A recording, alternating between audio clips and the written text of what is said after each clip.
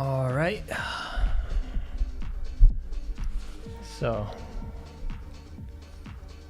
let me see if we're actually live.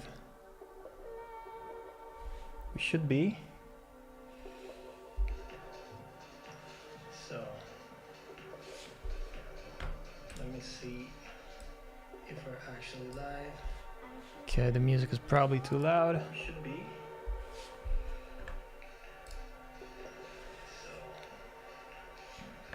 Anyone in here?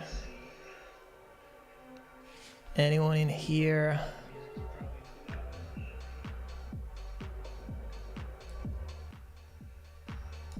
Okay.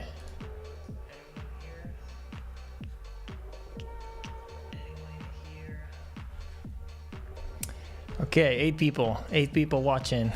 Welcome everybody.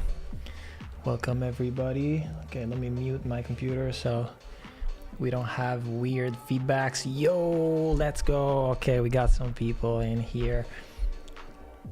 What's good, guys? Good to see you here.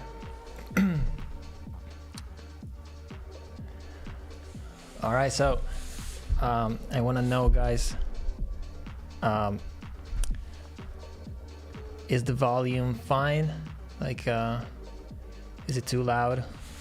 My voice compared to the music, how is it?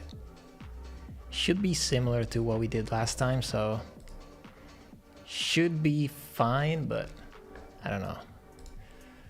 Hi from Belgium. What's good? What's good? Never been to Belgium, I think, or maybe once. Okay, so let's wait for some people to join. We got 19 at the moment. That's not bad. After 3 minutes, loud and clear. Okay, I'd love to hear that. Very good. So the stream is looking good on my computer. You can read the chat. You can read everything, like the goals. Very good. Good to see you again live streaming. Thank you. It's been a while. I know. I wanted to do this. I've been wanting to do this for a while, but I've been super busy in the last few weeks.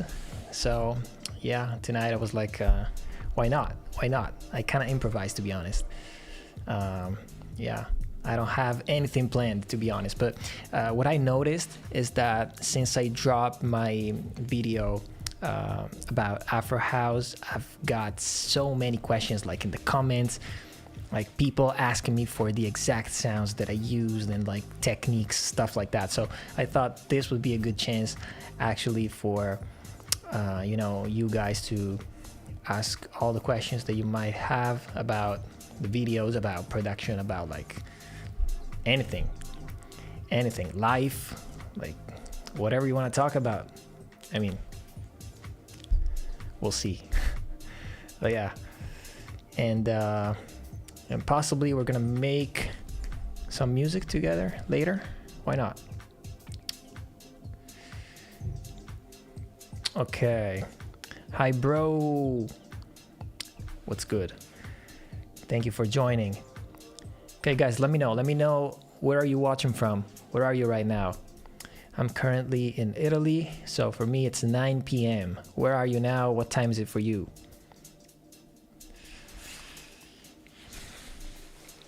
Hey, Nixpo.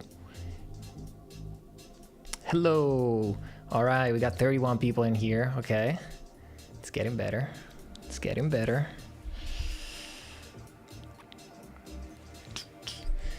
Do you recommend buying supplies? Okay. Are we gonna start with the questions? Let me wait a couple more minutes and then I'm gonna start replying all of your questions. So if you have any questions, you can start sending them over and then I'm just gonna scroll up. Greetings from Hungary.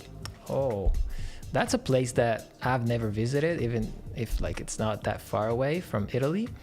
Argentina, France, Amsterdam. Oh, okay. ADE. Are you not going to ADE? I used to go there. This year I'm not. Amsterdam? Oh, we got 2 people from Amsterdam here. At least 2 people. are you guys interested in electronic music at all? Like the ADE stands for Amsterdam Dance Event, because this week is like a huge week for electronic music. Everybody like is in Amsterdam, everybody related to electronic music. So yeah, for you people that don't know, that's what ADE is. I love it. I've been there, I think 2-3 times. I'd rather watch your stream than go to ADE. I love that. I like to hear this. Thank you. Watching from work in Atlanta. Oh, I love that. Don't get fired. Don't get fired, Mario.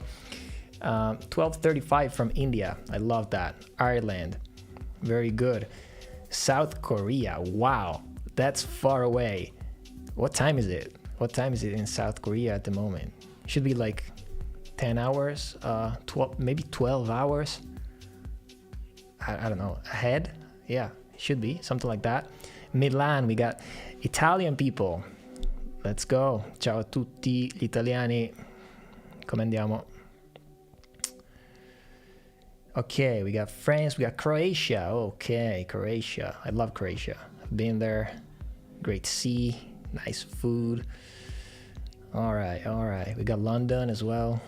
Very nice. Brazil. Dubai. Oh, I was talking. That's crazy.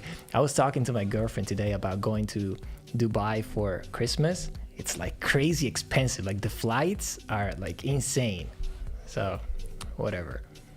4 a.m. Oh my God. Thank you for like being up so late or so early. I don't know. And watching the stream already. I appreciate that. Israel. Love that. Wow. There's people from like everywhere. I love this. Love to see all of you guys watching. Okay, also from Sweden. Oh, I met so many Swedish people 2 weeks ago. I was at this songwriting camp in Rome. It's been amazing.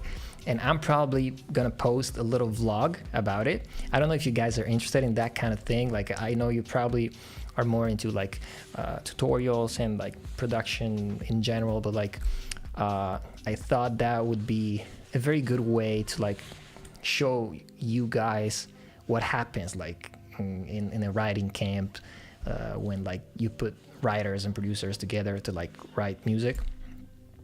I've been working with like crazy talented people, like the best producers, the best writers in the world. So yeah, I still need to like edit that, but I think I will, and I think I'm gonna upload it if you guys are into this. 40 people, I like this. Okay, 909. I think I'm gonna start with some of your questions. Kind of hot.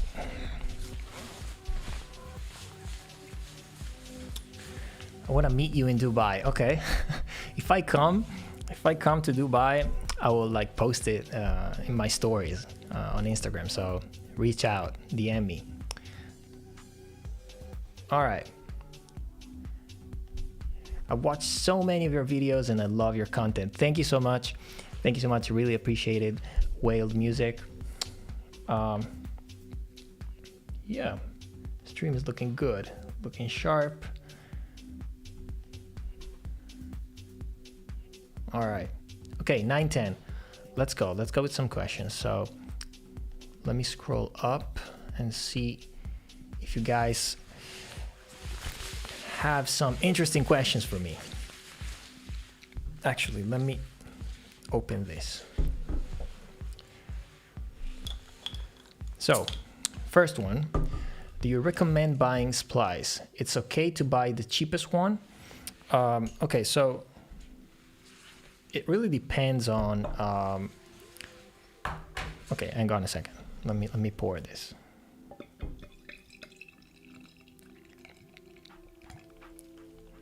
Okay.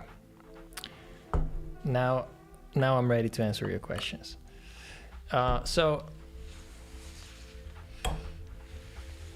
Let's see. Do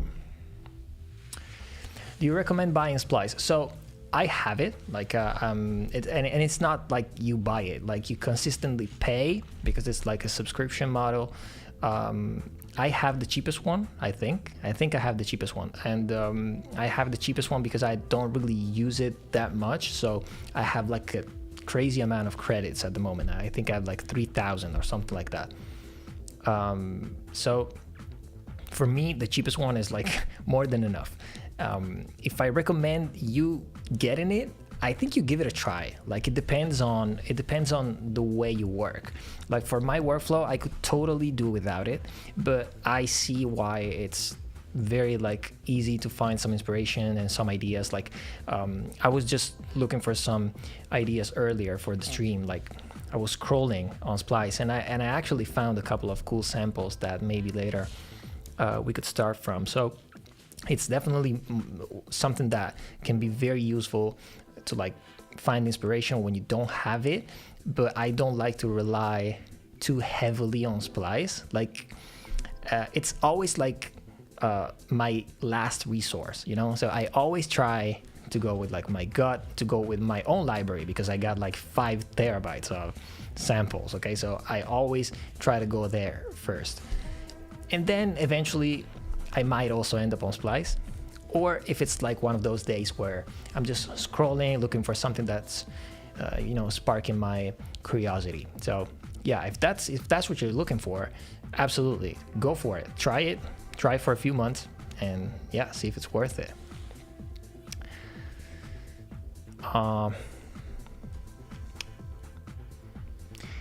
In one of the Girls remake, how did you remake the siren that was pitched 12 semitones up and down in Ableton? Okay, so that one, I think I show it. Like what is your question exactly? Like how you want to know how to move it up and down 12 semitones? Because if that's what you want to know, once you have your sound, I can show you. Let me quickly show you. So hang on, I gotta probably change to this view. Now you should be seeing Ableton, and let me see. It should be working. So basically, if I remember correctly, for that specific sound, I used SH101, which is a crazy good synthesizer. So basically, what you want to do if you want to obtain that effect is setting the band range. You can see this, little knob. Now it's set to 2, which is the default for like most synths. You set it to 12, so something like that. And now, hang on, I'm afraid the volume is going to be like crazy. Okay, so now if I play with my pitch bend from my MIDI keyboard, which you cannot see probably from here, but like this is a C. Okay, when I push it up, that's what I'm doing. I'm pitching it up, and now it's going to the higher octave. It's basically like playing a C here and then playing the C here in the higher octave, but like, and this way you go down. So that's how you do that kind of effect. And I think I'm showing the preset. So if you watch that video, you're gonna be able to replicate that. All right, so let's go back to full screen. And okay, so started making music.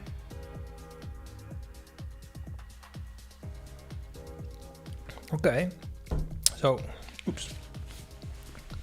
You started making music with EDM a couple of years ago, got invited to ADE 2 years ago. Nice. It was an amazing experience. Now more into pop, hip hop commissions, Ghost Productions. Ciao from Germany. Okay. I had like a similar experience like with ADE. I went there, I liked it. But now, I go only if I have to play a gig there or something like that. I lost the chat, I think. Let me see. Peaceman, what do you think? This is Easel asking. Peaceman, what do you think is the status of analog emulations, both sound processors and instruments? versus real bona fide hardware, and which path of those two would you recommend to maximize workflow? That's a, that's a complicated question. Interesting though. The status of analog emulation is crazy. I'm just gonna tell you this little experience that I had. So just so you guys know what it means to like use VSTs versus using like the real thing, like the analog synthesizers. I compared, like there was a song I was working on a couple of years ago, and so I initially started by using Juno emulation. I don't remember which one it was. It probably was the one from Roland themselves. And you can also see that I have the real Juno back there. So what I did, I had this like sound, this very gritty sound that was kind of hard to mix because like it had a lot of frequencies, pretty harsh. And after like making that sound with the VST, eventually I wanted to record the real one. So I recreated exactly the same patch, exactly the same values, and the sound was like if you just soloed the analog one and you soloed the VST, it would sound exactly the same. But there's a big but here. Only when listened in solo. Like if you listen to the two things in the mix, it would be totally different. Like in the mix, it would make a pretty big difference. Like the real thing, the analog thing, was so much more like polished, so much cleaner. I don't even know how to explain it. It was just easier to fit in the mix compared to the VST. This is my experience. But you know, I mean, analog emulations are just insanely good at this point. So yeah. Anybody from Antarctica? Not me. Sorry. Can you make a remake? Timeless by The Weeknd. I'm from Russia. I consider doing that, but I don't know. I'm still thinking about which song to remake next. I really want to make a song that I love. You know, it's not only about remaking the songs that are trending right now. It's I mean, Timeless is definitely a good song. I like it, but I want to try to just make those songs that, you know, I feel like I just can't not do it. You have fans all over the world. I love that. Cambodia? Oh my God, I love that. How long have you been producing? I started, so professionally, my first ever release was in 2014, so 10 years. So I think I started producing like in 2013, something, 2012 probably. Yeah, I think 2012, something like that. So it's 12 years. You need to eat pizza? Yeah, maybe tomorrow night though. Yeah. Get some proper Belgian beer, man. This is good. Come on, what are you talking about? This is Ignusa. This is a good one. Stream sponsored by Ignusa. No, it's not. How to overcome creative blocks. Okay, let me hold on to that for a second. I want to read. Greetings from Brazil. Hope someday we collab. I turned my car into a studio. That's interesting. I recorded myself all over the place creating beats with amazing views here. Next year I'm going to Italy. I love that, man. Are you documenting this thing? Because this is like super interesting. You should be opening, if you haven't done it yet, you should be opening a YouTube channel. You should be opening a TikTok channel. Like, show people what you're doing, because this is great. Do you have a studio, or do you have a studio in your home? This is my home studio, what you see now. My home studio. This is a room that I converted. Actually, it's not really treated well. I don't know, like I wanted to do it, but then I was like, yeah, next month. So yeah, I have like some panels that you cannot see back there, but like it's, yeah, some there, but like it's not ideal, also because I have huge speakers, so these are too big for this room, but whatever. I like to have to see them. Don't worry, Podween. I'm gonna reply to your question as well. I just want to make sure that I get to the bottom of this. How to arrange 808 and kick. Oh, that's an interesting one. Are you gonna remake Blue or Bittersweet by Billy? I don't know about that. Just because I don't want to remake too many songs by the same artist back to back. I just remade 2 from Billy, so I'm not sure I'm gonna remake one of those. At least not now. When you get a full pack like the Oliver ones, will you use Splice credits or buy them from somewhere else? From Splice, yeah. I got Oliver's, Kashmir, like all of those packs. I get, like, when they come out, I just get them. I don't even listen to them. I know they're good, so I just get them and I use credits, yeah. But like I said, I have so many. Crisp microphone. Mine? Yeah, there's some effects on it. We can't see the plugin, just Ableton. Oh my god, I can't believe what I just showed. Oh, okay, I know why though. I know why. I'm gonna fix it before moving to Ableton again. It's OBS's fault. Keep up the good work. Love your work. Is there a way to have you on board as a music producer for a song? If yes, what would you charge approximately? I can't disclose my rates here. But the thing is, at the moment, I couldn't, even if I wanted, because I'm really too busy. I'm working on too many things. Just from that camp that I was telling you about, that songwriting camp, 12 songs came out in 6 days. So like now I have to produce them, you know. So it's a lot of work. At the moment, I'm really swamped with work, but it's a good thing. So I'm not complaining. Can you remake Mantra by Jenny? Maybe, yeah. I was actually planning on releasing like a couple of different videos, because I don't just want to remake songs on my YouTube. Like, there's so many more things that I can do that I want to show you guys how to do so. But yeah, some new remakes are coming, that's for sure. I recently tried to record a lot more. Do you have any tips on how you go about finding chords? My question is basically, how does your workflow work? Okay.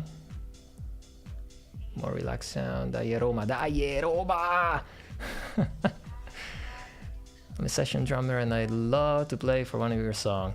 Okay, that's good to know. That's good to know. What studio monitors do you use? I have Barefoot, for, the Footprint 01. Hey man, are you open for some feedback on my Afro House remix? Yeah, why not? Send it over.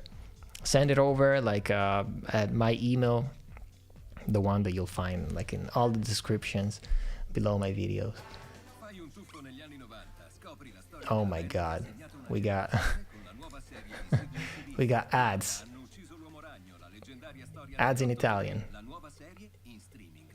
Okay, come on. It's gonna end soon. Okay, good. I'm hot. Someone is trying to get in the studio with artists. What would you recommend to do for someone who has no connections? Okay, that's another very good question. That's gonna take some time to answer. Hey mate, nice things you do. Props. Are you only live on YouTube or on Twitch too? Yeah, I actually wanted to set up Twitch as well, but I didn't this time. I had no time to do it. I just pressed go live and I did so.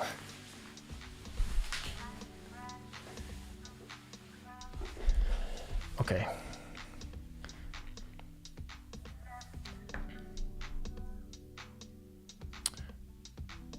Okay, so let me try to reply to some of these deeper questions.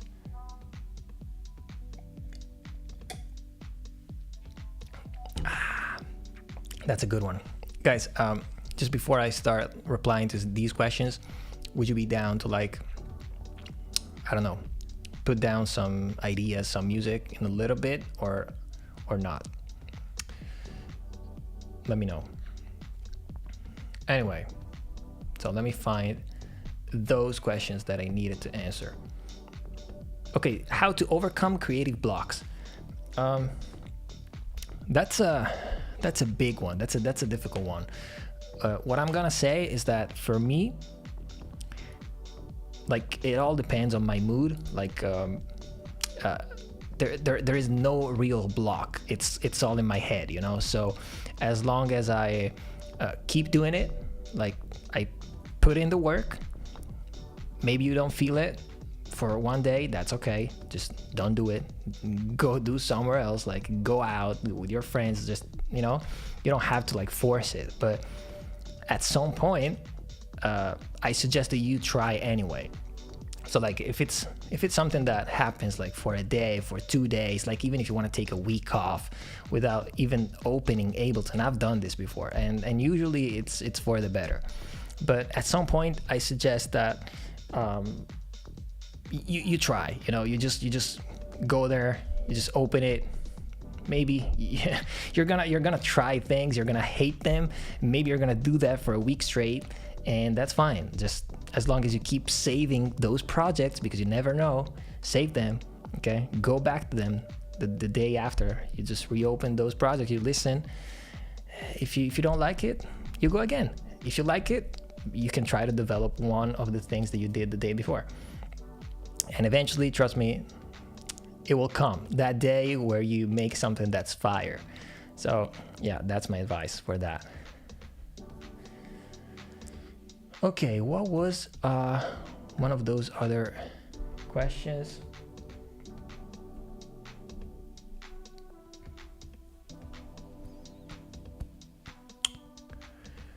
Oh, okay. Do you have any tips on how you go about finding chords?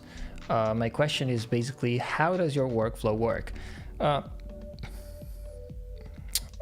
mean, I think everyone has a little different workflow, to be honest. In my case, what works for me is just that I got familiar with chords through the years. Like, hang on a second.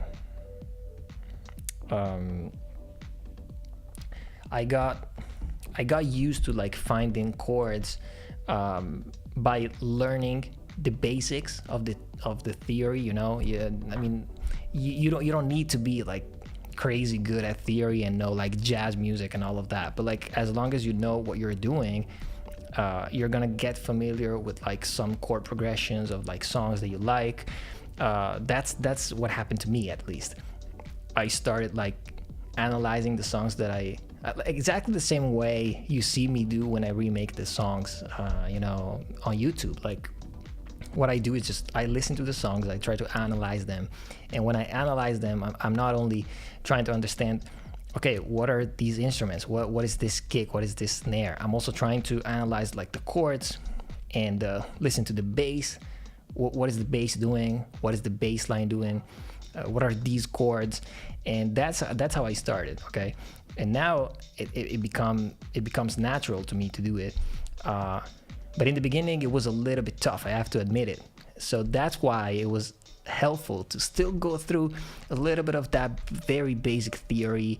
And like, it's not like you don't have to like study 10 years, okay, to know the theory that I know.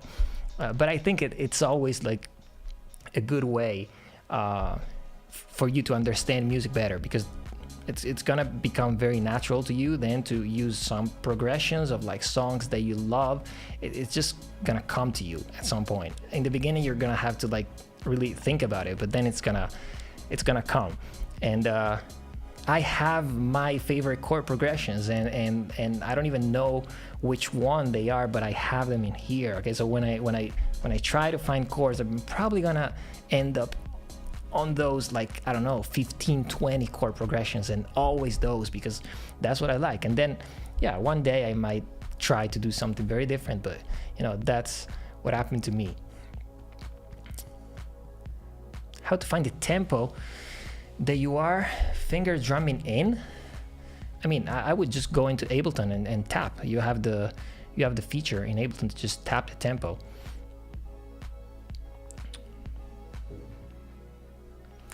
Okay. Oh, we got more people from India. Love that.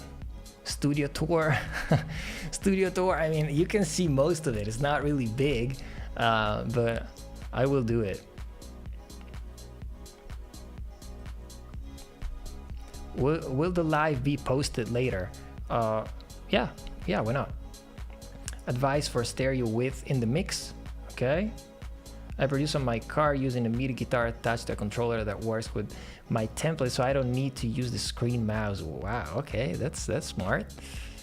Okay. Did you listen to my song Whenever You Want Me? I did not. I'm sorry. I did not.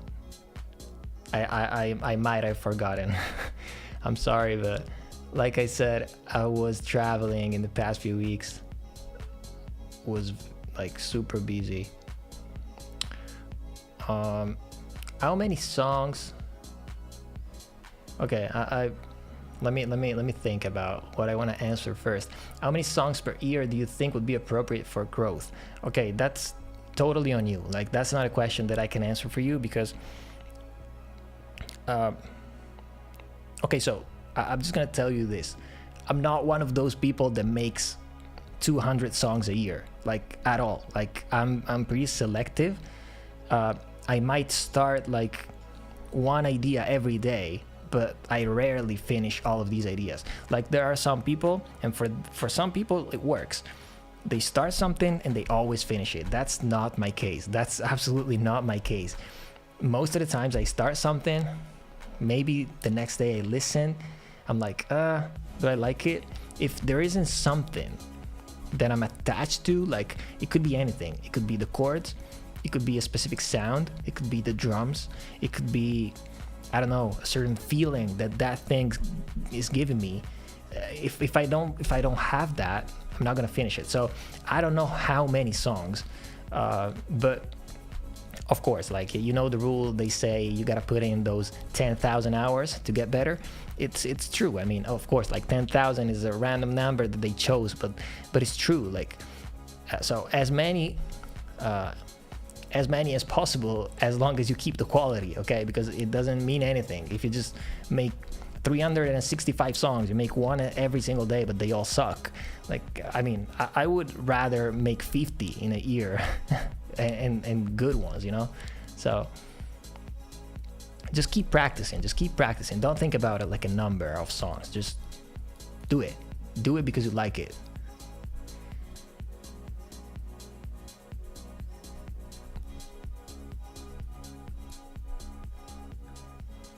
Okay, post some vlogs. Okay, I will, because like I told you. I mean, I don't know if you were here when I said it, but it's in the works.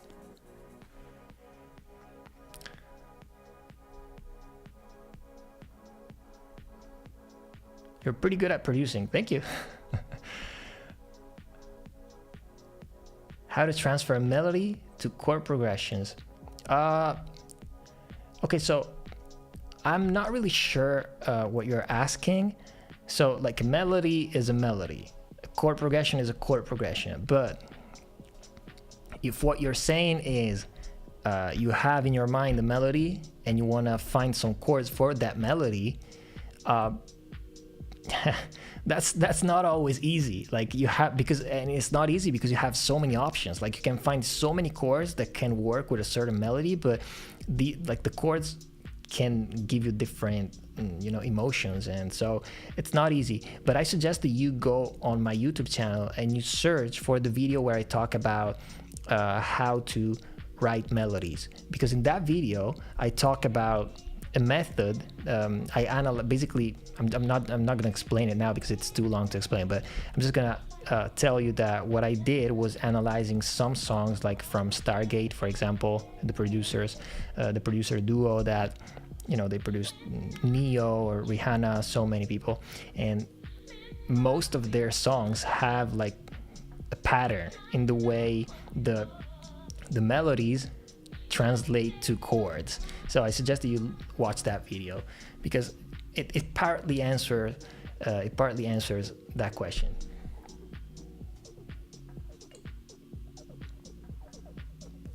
Okay, advice for stereo width in the mix. So let me tell you something. Let me go back to. Give me a second because I want to go back to this, but I want you to be able to actually see.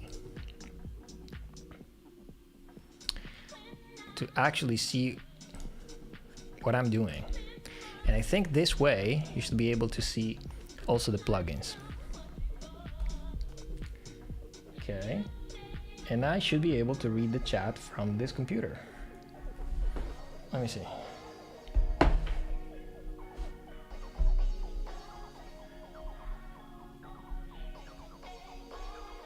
Yeah.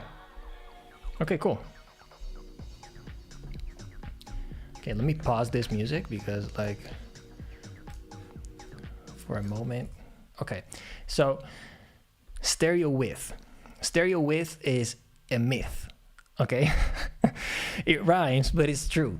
I mean, it's not a myth, but like what I mean is that I love what Ian Kirkpatrick said about stereo width, which is stereo width is always relative. Okay, so if you want to achieve more stereo width in a certain section of your song, like let's say you want to go for a bigger stereo width in your chorus, what you should do instead of using all of these plugins like wideners, which you can use, yes, but like don't do it. Let's see if you can actually see the plugins. I think you can. There. I'm sorry, but I'm watching myself just to check. Okay, you can see it. So the thing is, there was a time where I used to do these kind of things, where I used to like do this. This is insane. This is insane. Like, you don't need to do that. What you need to do is actually think about, okay, what do you want to obtain? You want to have a chorus that feels wider? Okay, then in the verses or like in any of the parts leading up to that chorus, you make it narrow. You make your stereo smaller. Okay, so when the chorus comes, it feels bigger. But like don't go on like every single instrument and do this. Like you can totally do it like a little bit on something, but eventually it will mess up your mix if you just do this on every single track. Also, one thing that I used to do, let me see, how can I show this to you? Let me find like a clap sample. I want to show you one little trick that you probably know already, but you got to be careful because it happened to me that I used this trick and then I sent my tracks to a mix and the mixing engineer was like, "What have you done? Don't do it ever again."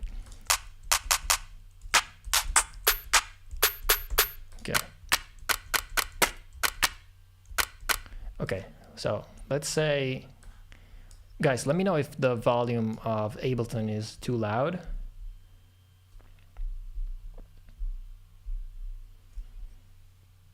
Is it good? So what I'm trying to show you is this.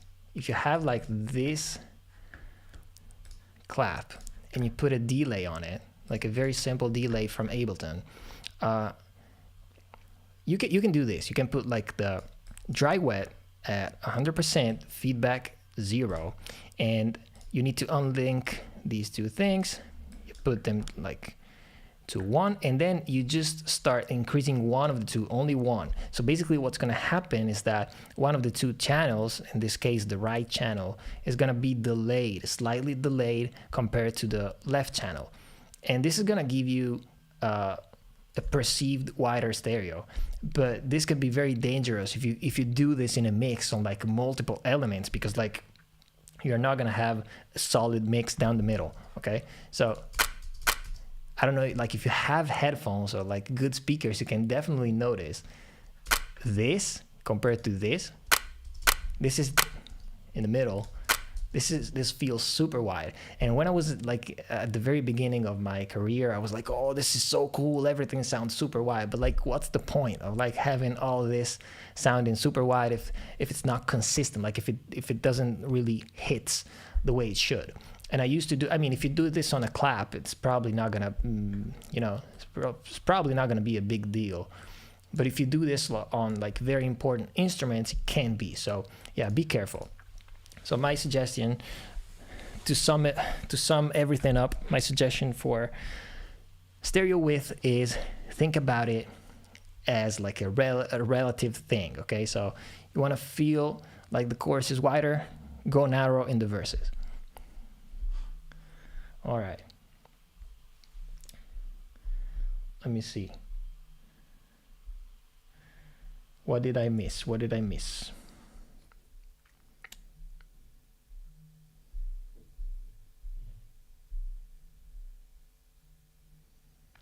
I struggle a lot to find the volume of each track. I'm not trying a new method for me while I'm listening to the song really quietly. Do you ever try this? Yes, yes. This is actually a pretty good tip that you're giving to the chat. So chat, listen up everybody, because this is a very good tip. When you're trying to mix and you're trying to find the correct volumes for all of your tracks, sometimes listening at a very quiet volume can be super helpful to really understand what's popping out and what's not. Like, especially after a while, if you're just listening to, you know, whatever, like your song for hours, I suggest that you do this. This can be very, very useful.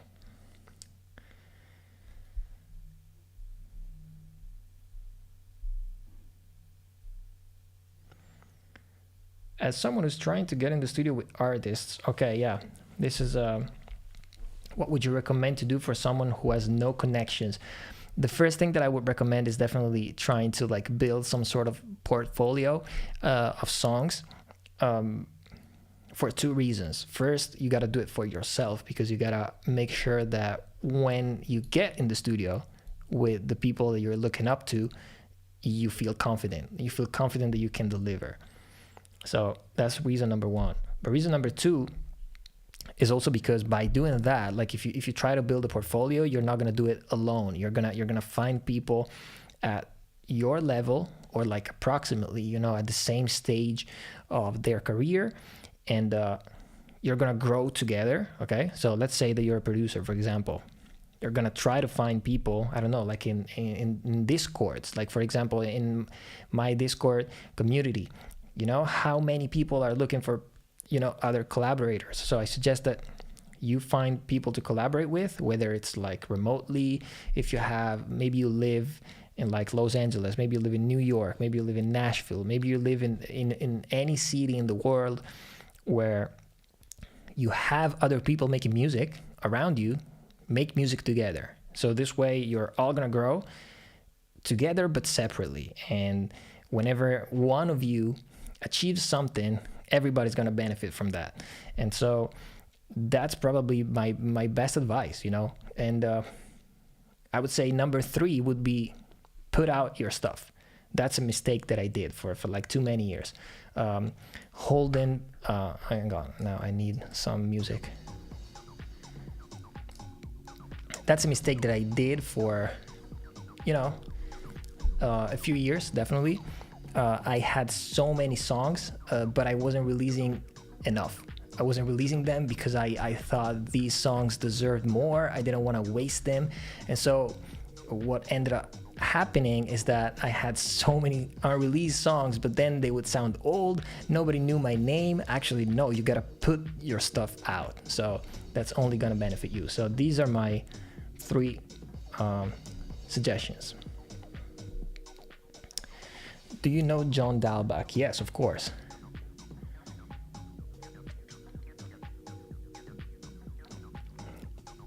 While we were on this topic of dropping one tune every week. Oh, I didn't know if he was doing that. I mean, I know him because I used to... hang on a second. Are we full screen? Yeah, we are. So, okay. I know him because I'm into EDM music. Like, that's how I started. And so he was as well. So that's why. Oh no, I lost the chat. Well, maybe I can read it from here.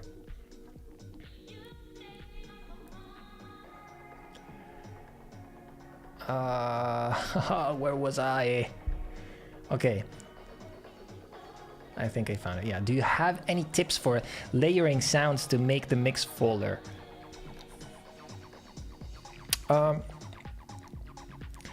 Don't layer just for the sake of layering. Layering because you feel the need to do it. That's the best tip. The mix is not gonna feel fuller just because you add 15 synths or like 15 pianos. Do it if there's a reason to do it. Like Kaigo, for example, is huge on layering, and he always does it with a purpose. Like maybe he adds a piano, but then he wants also another piano that has some slightly different, you know, I don't know, sound. frequencies, stuff like that. So do it for a reason. Could you do a tutorial on classic 90s house? I would love that, because that's the genre that I've been producing the most lately, so I can totally do it. Lorenzo Marcelli, grande bro. Italia se desta.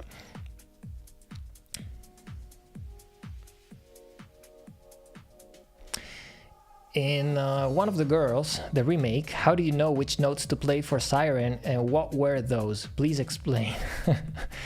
I just go by ear. Like, I hear something and I can find that note by ear. It's just, you gotta train that. That's also like a very good advice that I can give all of you guys. Just train your ears.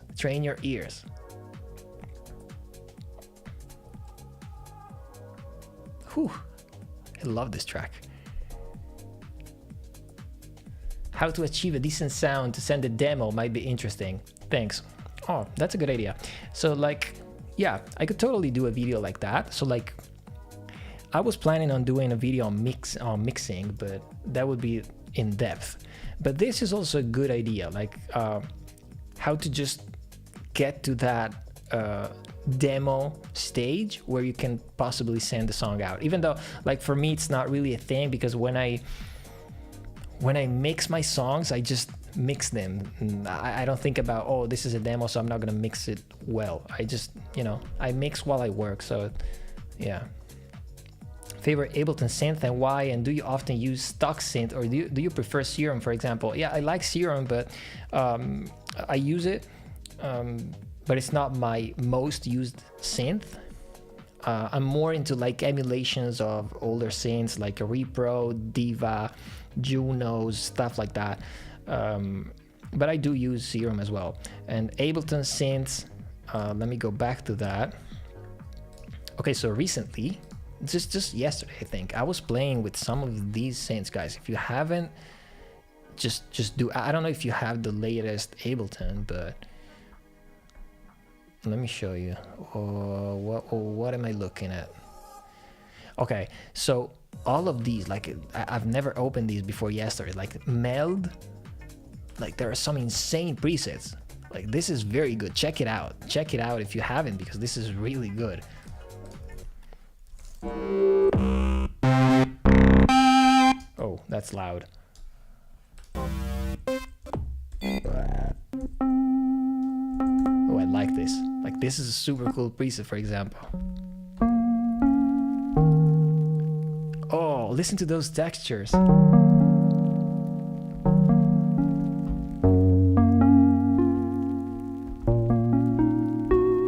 Woo, I like this. So this is one that I just found out about just a couple days ago. And there was another one though. What was it? Oh no, maybe I don't remember. I'm pretty sure there was another one. Anyway, this is very cool. I've used it for like a little beat that I started yesterday. I'm not gonna show you that because that's a beat that I definitely wanna pitch to someone, so I can't play it right now. But yeah, and actually I started using some of these stock plugins a little bit more lately, also because I was at this writing camp, and most of the times I just needed to do things very fast. Like, we were in the moment and I didn't even have time to just go here and look for like the perfect reverb, the perfect delay. So a lot of the times I was just loading like the basics, like this echo, which is insane. This is very interesting. I love the hybrid reverb. This is super cool from Ableton, and I'm planning on doing a video about this, about Ableton stock plugins, because they're very, very good.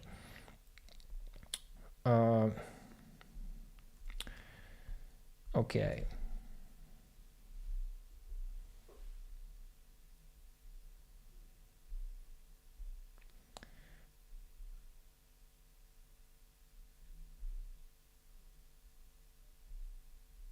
What's up? What's up? Somebody says what's up. I say what's up. Do you think remixing songs is a good way to grow as a producer? Yes, absolutely. Especially if you don't have artists to readily work with. Yeah, yeah, totally. And just think that my very first official release was a remix that I did. It was actually a bootleg because, in 2014, you barely had stuff to like separate the acapella from instrumentals. You didn't have all of these AI things that we have now. So it was almost impossible for me to have the actual clean acapella and the stems, of course. So I just had to like find a way to use the original song and kind of remix it, and I was able to actually make that remix official. So absolutely, that's a great way to grow. Would love to see more classic breakdowns like Halo. That's a good idea. Yes, I should totally bring back one of the songs. Oh no, I'm not gonna tell you. There is one song that I'm thinking of doing. Not that old, but any suggestions on how you would approach acoustic treatment for a home studio? I'm not the best person to ask to be honest. Like I said, I was supposed to do it here. I didn't. So yeah, I don't know. Gain staging is bugging me a lot recently. Just want to this is Harvey asking, just want to get you an understanding on how you implement it. Find myself getting lost or focusing on numbers too much. Well, of course, you have to have a reference in terms of numbers, like that that approximately that's going to work out. So this is what I usually do. It's not exactly a perfect way to do it, but it works for me. So what I do is, let's say that now I make a little beat. I'm gonna like start clipping at some point because I'm gonna have too many tracks playing on top of each other, and so I'm gonna start like taking all of these tracks and like pulling them down a little bit, like 4 or 5 dBs, and then eventually, when the track becomes really busy, I will go down approximately 12 dBs, 10, 12 dBs. So the tracks that were supposed to be at 0 in the beginning would go down like at 12. Okay, so for example, this one. Oh, somebody. Oh yeah, amazing. I'm gonna shout out Drew in a second. I'm just gonna finish explaining this. You go down at minus 12 dB with this one, so of course this one is gonna be minus 12 as well, but this one is gonna be a little bit quieter because it was minus 2. Math? You good at math? Okay, so at this point, you're for sure not clipping anymore, even if the track is like super busy with stuff, and that's when I'm gonna start applying my master. So that's all I do about gain staging, like nothing really special. Like I try to keep it, I just try to use my ears. I don't want to distort, so when I start to see a little bit of distortion here, I'm gonna probably pull it down, and if I'm gonna make something later, you'll see I will do this. And yeah, and that's about it, because then once you turn these tracks down like by 12, 13 dBs, sometimes you might need to go even lower than that, you're gonna have enough room here going into the master to apply your mastering plugins. So that's all I do. That's my method. Is it perfect? Probably not, but it works for me. So if you like how my songs sound, how my songs sound, maybe give it a try. Drew, thank you so much for the $5. Really appreciate it. How do you learn music theory? Are there any ways, steps, programs you used that made it easier to catch on? Thanks for all the tutorials. That's an interesting question. So, like I said earlier, you don't really need to, you don't really need to learn crazy theory. Like most people, when you say music theory, or like, oh, music theory, oh, it's insane. No, like you don't have to become Bruno Mars, like those songs are complex. Okay. So like learning how to play, I don't know, Die With A Smile by Bruno Mars, learning how to play like even more like complex music from like the 70s, that's a little bit more complex. Like it's not crazy. Like you can get to that point, but you don't need that to make basic pop music today, okay? Because pop music is like 4 chords most of the times. So I didn't actually use any programs. I didn't actually use any, like, I probably read some very basic theory. Like, once you learn, what you have to learn basically is the keys, okay? So the keys, C, D, E, major, minor, all of these keys. Like, once you understand how, start from C major, which is the easiest possible key because it's only white keys, okay? You can only use these keys in C major. So you learn which chords are in the key of C major. You start learning that. Okay, once you know the chords in C major, and stick to C major for like a little while. Learn how to combine these chords, okay, from C major. And then once you get used to the way you combine these chords with one another, you can move to a different key, which is going to be exactly the same, but relatively higher or lower. Okay, I don't know if it makes sense the way I just explained it. I just made it up on the fly, so it's not easy to explain, but that's about it. Like, once you learn the chords that are in a key, yeah, I mean, you might have some exceptions. Sometimes you might use some chords that come from a different key, but it doesn't really happen that much. Like, if you just take the top 50 on Spotify, it's probably very basic chords. So that's how I would approach it. Just read something online, a book, I don't know, whatever you like. Find something about very basic music theory, learn a key, start from C major because it's easy, and then learn how to translate that into all of the other keys. That's it. Ooh, I need beer now. My throat, after this explanation.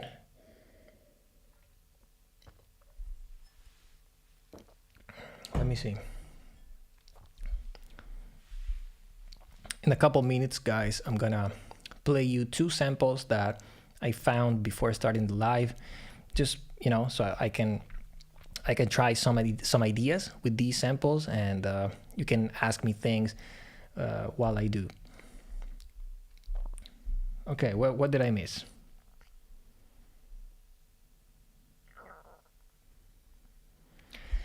Best Ableton courses? I don't know. I really have no idea because I learned by myself. But I'm planning on doing one myself. So yeah, if you like the way I explain things, stick around. I will. Do you think reaching out to labels is worthwhile, or do you think it's better to try solo release songs? It depends. Like, are you an artist? Like, if you're an artist and you wanna, and it also depends a lot on the genre that you make.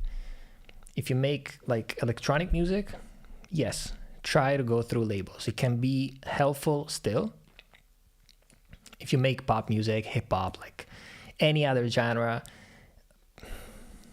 I don't really know. Like, unless you reach out to, independent labels, they're not gonna get back to you anyway. So there's no point. Your training is insane. Yes, it is. Been producing for 7 years and feeling stuck. Any tips to keep evolving? Thinking of making the switch from FL to Ableton. That's a great idea. I like that. I mean, I am biased. Yes, I am biased, but I think that, if you're stuck, that can maybe give you,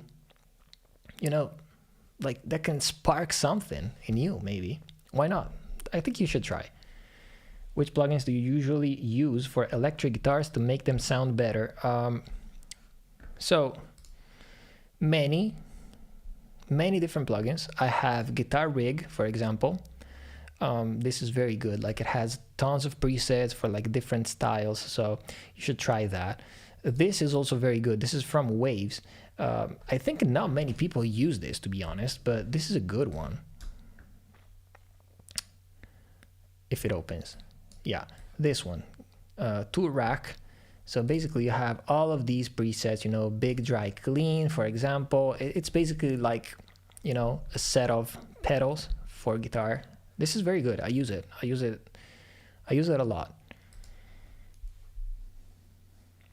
Do you make shuffle beats just by ear, or do you quantize it with the groove function in Ableton? And how do you know which instruments should shuffle and which should be played straight? That's a good question. So usually, if I want to do something that's shuffled, I play in stuff, and then if it's not like accurate enough, I'm gonna use also the the groove functions that you'll find here. See, I have some of these grooves preloaded here, ready to go. Oh, and how do I know which instruments? I mean, if you start shuffling the track, most likely you're gonna have to shuffle everything. Or sometimes it might work leaving something. It also depends how strong the shuffle is. If it's really strong, you're gonna have to shuffle everything, like percussions, the drums, the bass, whatever you have on the track. What is he live on right now? I'm not sure what you mean.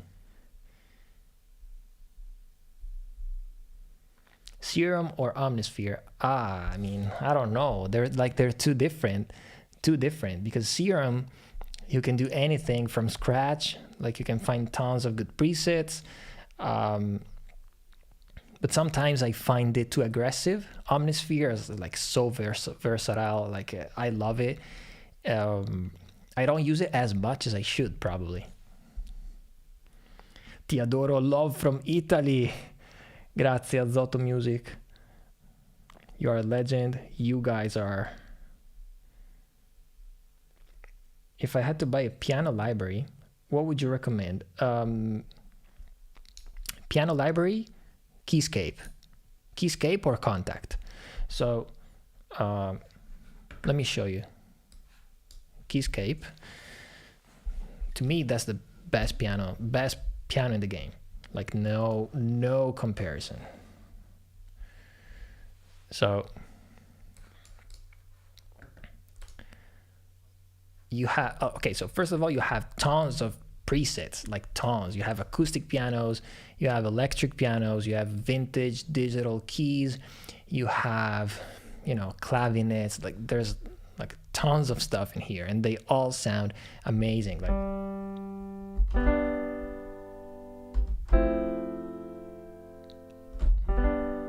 this is good, huh? Woo! I love this with a little bit of reverb, and you have many presets only for this piano, like wash. This is all washed out. Woo!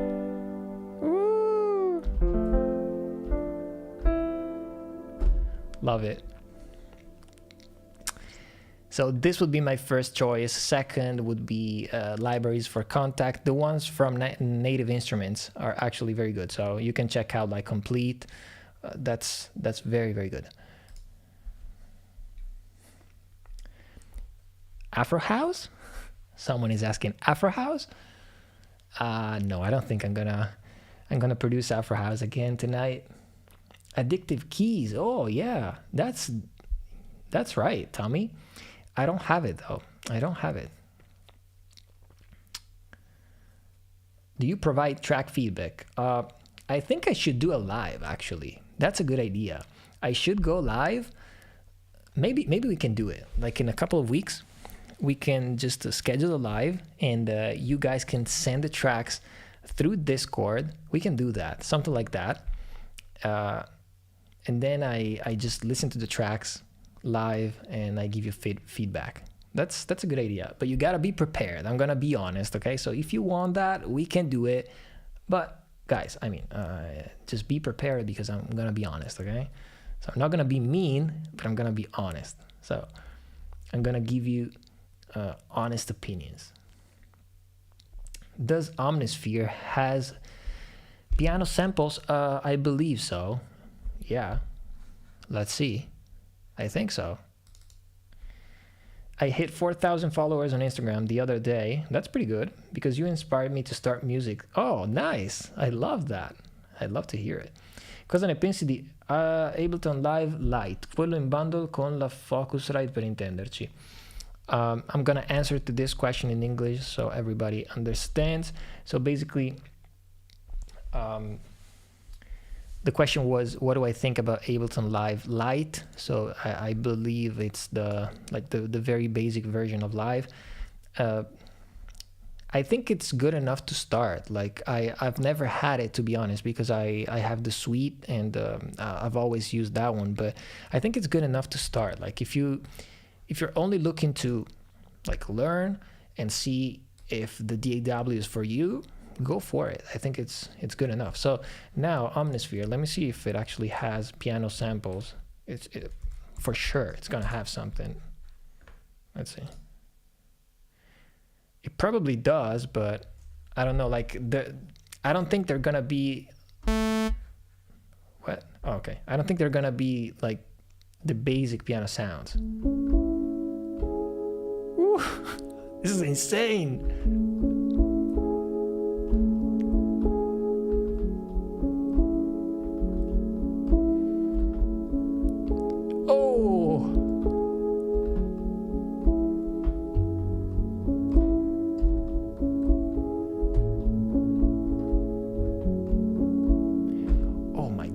I love this sound. Let me start it.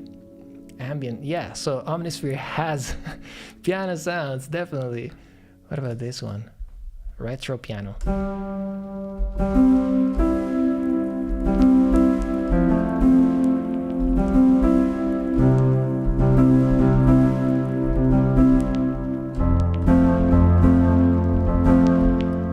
Very nice. Yeah. See, I was right. Like it does have piano sounds, but it's always like very processed piano sounds. So if you're looking for a very basic piano, I would go for Keyscape.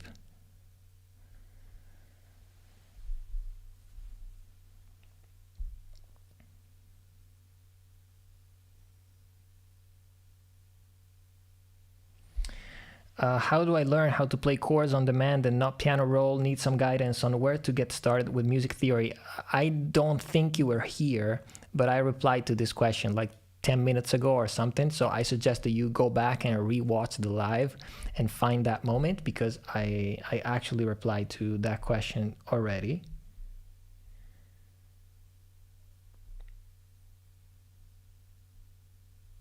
Could you please recommend a music course on piano learning and music theory as well? I wish I could, but I don't know, because that's not the way I learned. I just learned by experimenting, reading, and really listening to a lot of songs that I liked.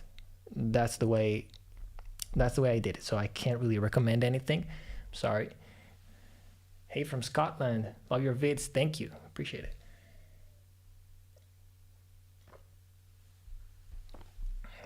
Any tip on side chaining sounds to make space? I get a lot of trouble there. I mean, it's pretty easy.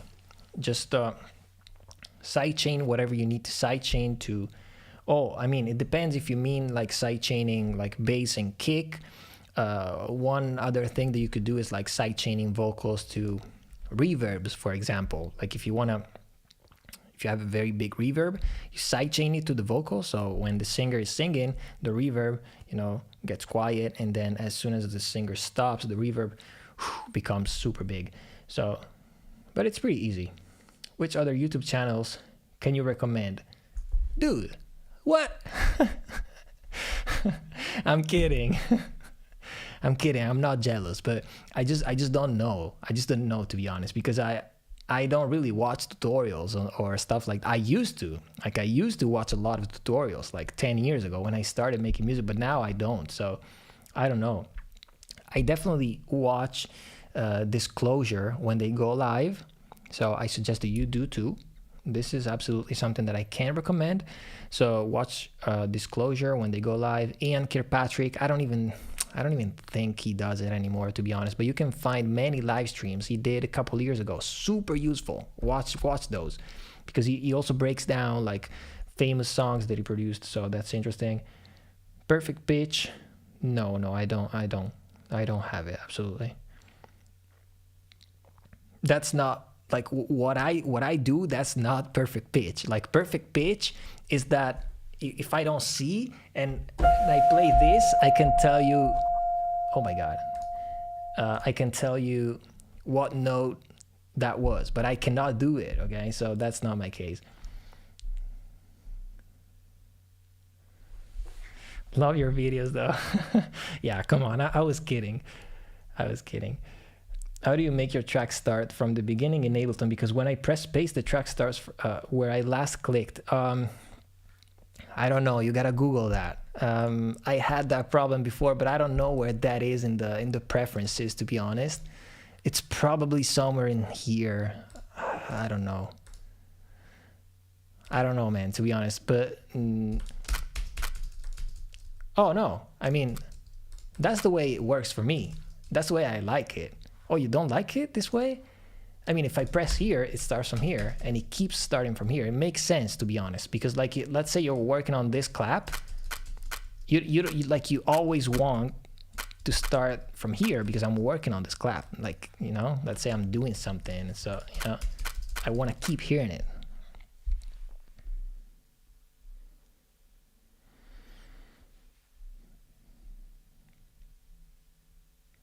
What scale should I use to make dark R&B melodies? I don't know. I don't know because I use my ears, guys. I'm sorry. I know you don't like this answer, but it's the truth. Like, I just use my ears.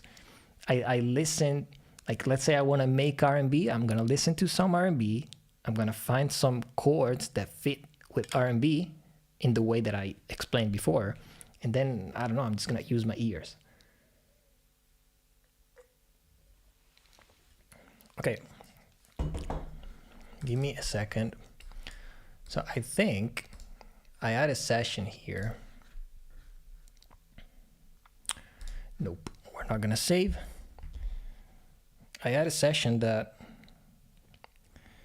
I did before for this live stream. I had two things. I had, oh, okay, see, I had some chords that I was playing before starting the live, and I'm gonna show you this. And I also loaded a little sample here in a sampler.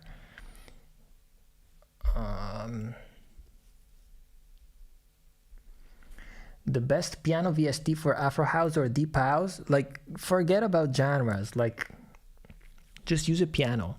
Like, you don't need to use a different piano for like Afro House or like for Deep House. Just use a piano. And I don't know, filter it if you want to, make it more like distorted if you need to, like tweak that piano, but you don't need like a specific piano for each genre, you know? You can just use a piano and tweak it the way you want it.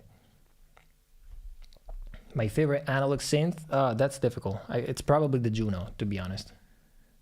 Or the Prophet, probably.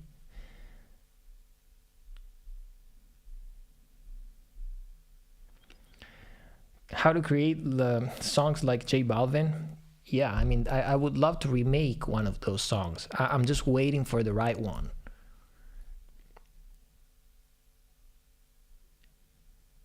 Kanye West? That would be cool. That would be sick. That's a lot. So there's a lot of sampling involved in like Kanye. So, favorite electric guitar VST? I'm not a fan. I'm not a fan of electric guitar VSTs, to be honest, guys. I have to admit this. I'm not really a fan. So,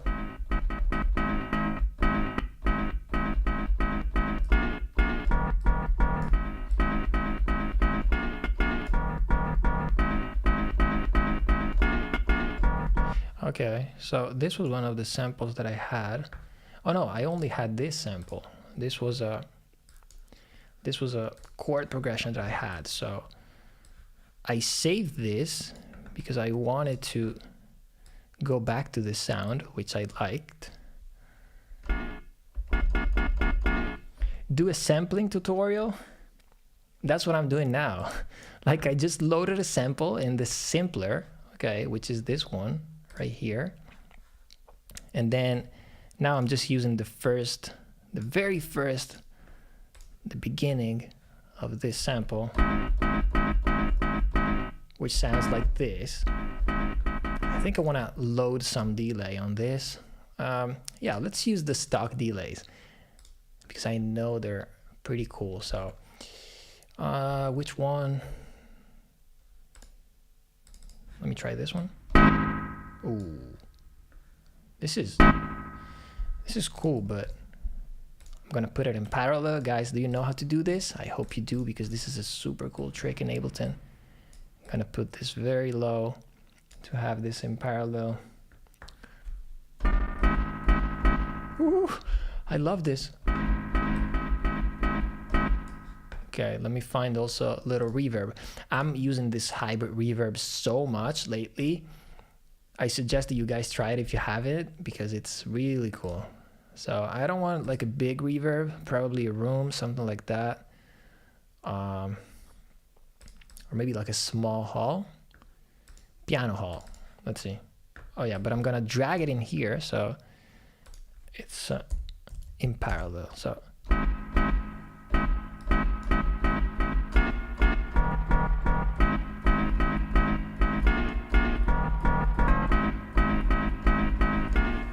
oh yeah, from Africa. Nice, guys. I love to know that you're watching from Africa. Okay, so let me record this. 3, 4.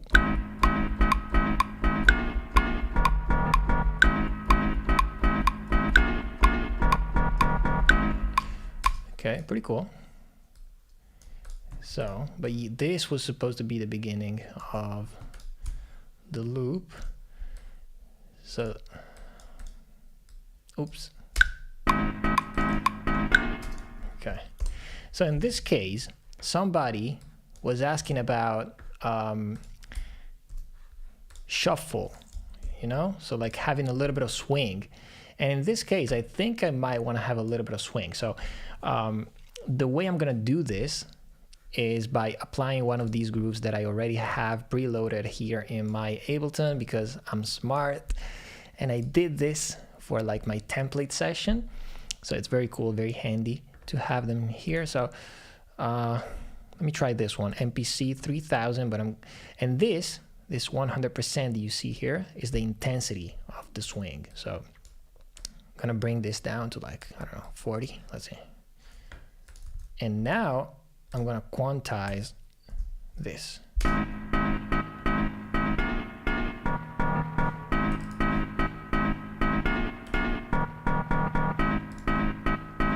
Okay, I like this, but the feedback is too long. Yeah.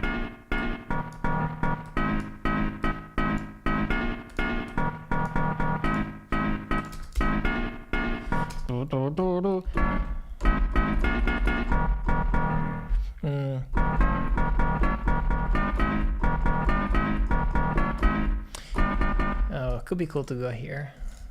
Let's see. See, guys, I'm just using my ears. Like I heard this in my head, and now I'm just gonna try to replicate it.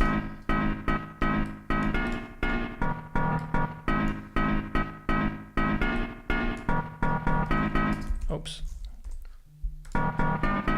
Ooh.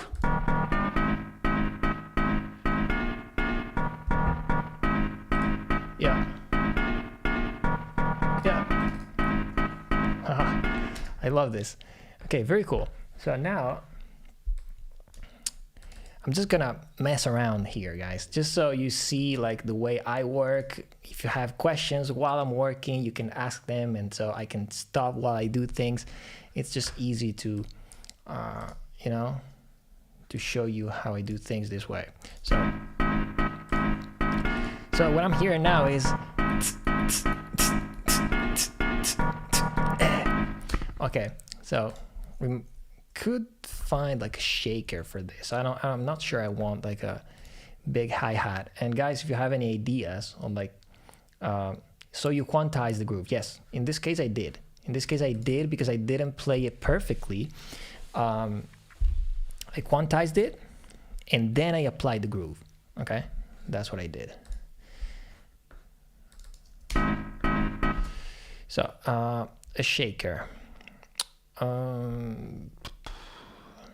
Let's see, like, oh yeah, J Dilla, something from J Dilla could be cool. Let's see. Love your videos. Thank you. Thank you, Steve. Okay.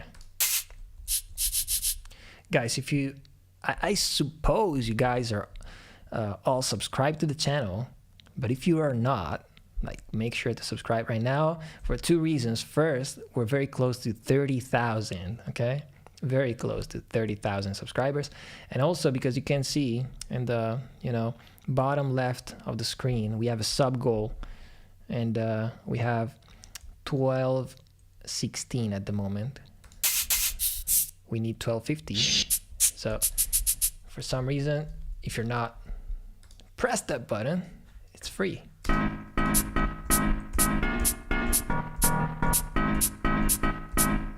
Whew.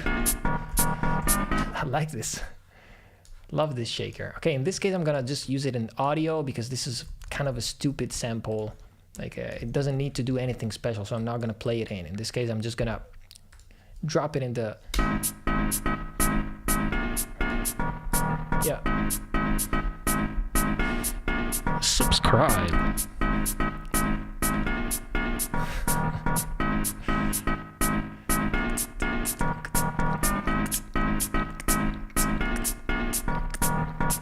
Okay, let me find a percussion for that.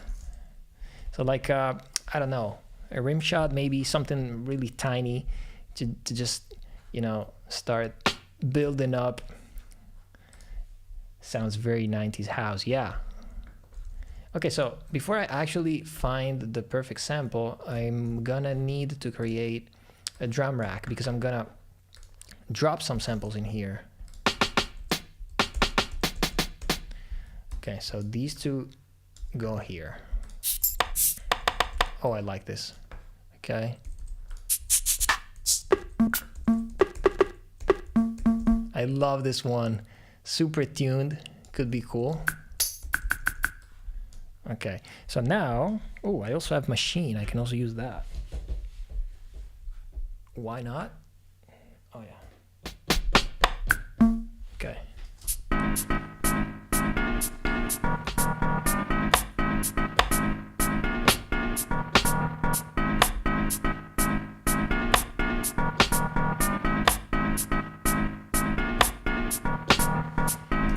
Cool. Haha, look at this. Come on, guys. Tell me you knew this already. You can just play without recording, and then you press this button right here, and it's gonna remember what you just did.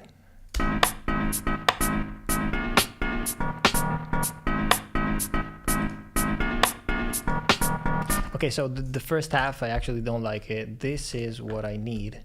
Oh no, okay. These two. Okay, I'm gonna consolidate this. So see, in this case, I'm not sure I wanna quantize this because this feels real. Okay, cool. So this one is definitely loud. Let me...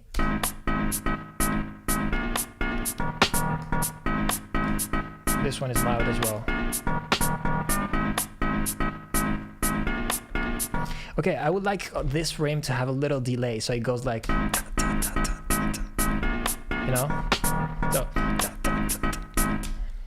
okay, so crazy hack. Oh, Derek didn't know about this. I love it when I break it to you with some of these. Okay, so what was I thinking? Okay, so we need it in 8 notes. So this is kind of weird. Like if you want it in 8 notes, you gotta set it to 2. This, don't ask why. Okay, ping pong. Perfect.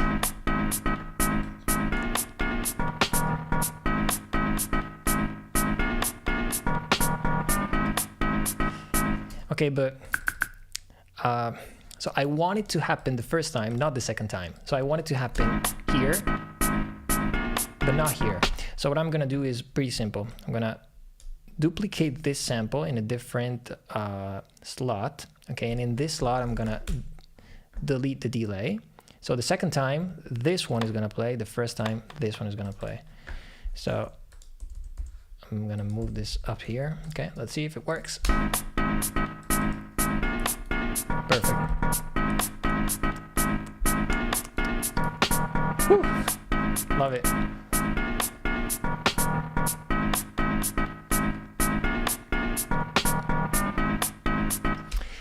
When it comes to creating a beat, how do you decide which BPM is the right one? Just by sound and feel? Yeah, totally, absolutely.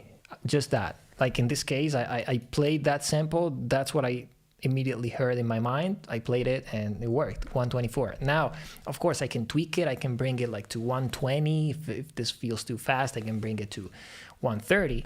But, you know, this is the area.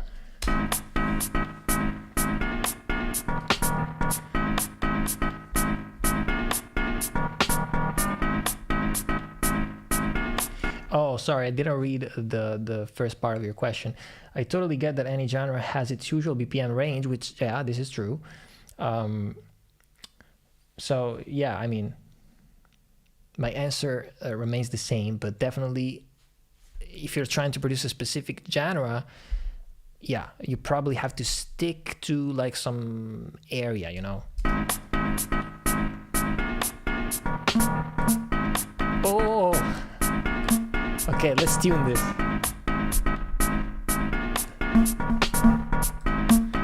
It could be like...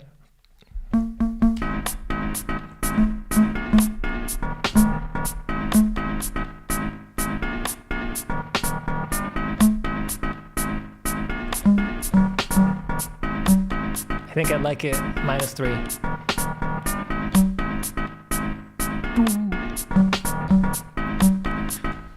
Okay, and we're gonna put it here.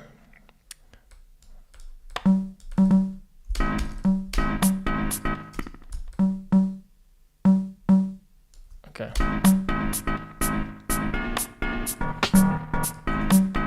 Oh, I actually like what happened here randomly.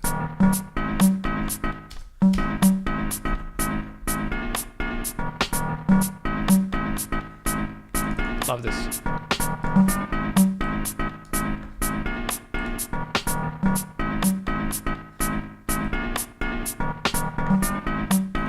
Okay, this one I want it to be like really distorted, like super, let's see, like,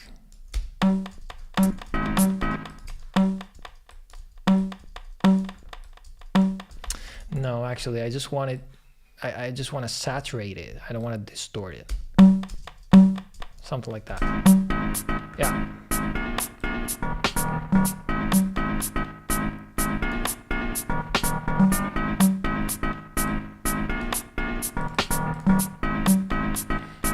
Okay, guys, what are you feeling? Like, what are you feeling? Come on, tell me. What do I have to do? What's next?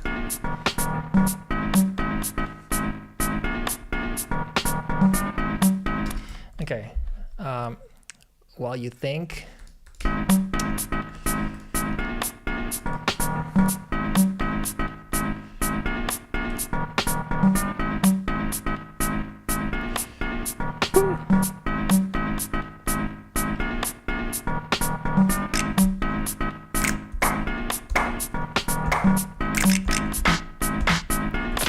Chop vocals, okay. We can do that. Bring the kick and bass, yeah. Hang on. Don't rush things.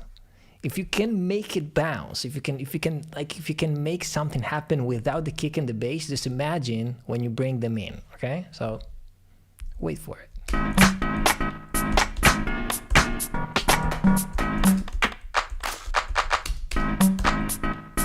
Oh, I like this.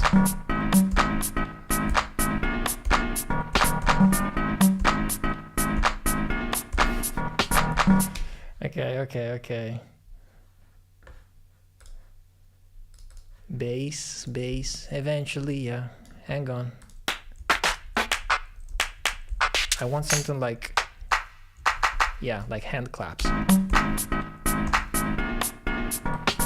Okay.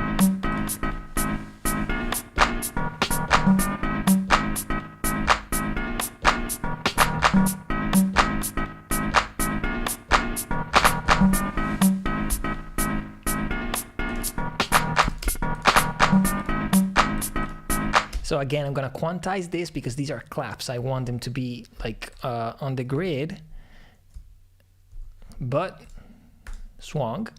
And now I'm gonna play on top the other clap that I selected, this one, but this one I'm not gonna quantize it.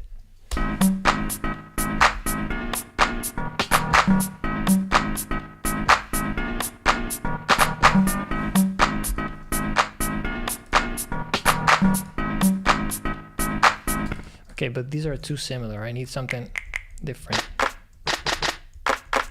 Maybe this one? Yeah. What about pitching it down? Like really have, like, I want to hear the second clap when it comes in. I want to hear something different.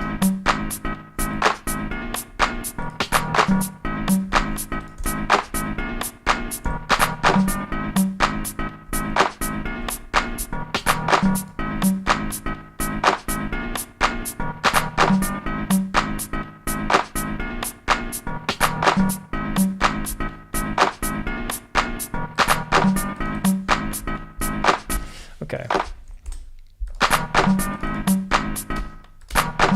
Okay, I don't want this here. It's bothering me.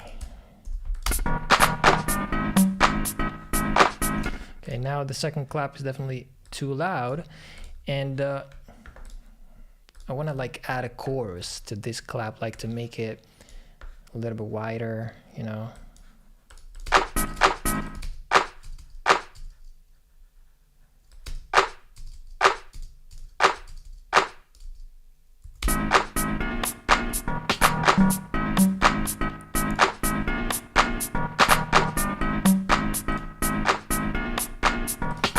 Okay, bongos, add some effect samples. What about a tambourine? Definitely. Maybe you can add some synths. Yeah, that's a good idea. Okay. Let's see.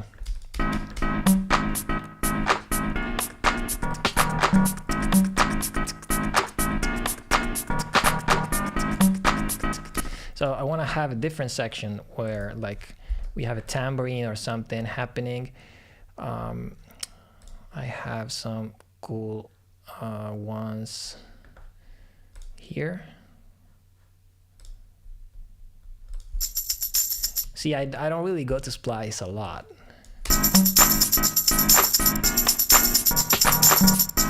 Okay, so this is not warped correctly, so this is also a little lesson on warping. I did this by pressing Command. So I press Command, I click this, I drag, oh no, maybe not Command, what was it? Oh, sorry, Option. And by dragging, I can like adjust it.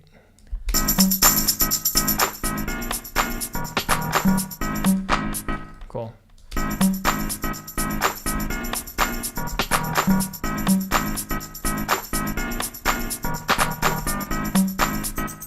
Repitch, yeah.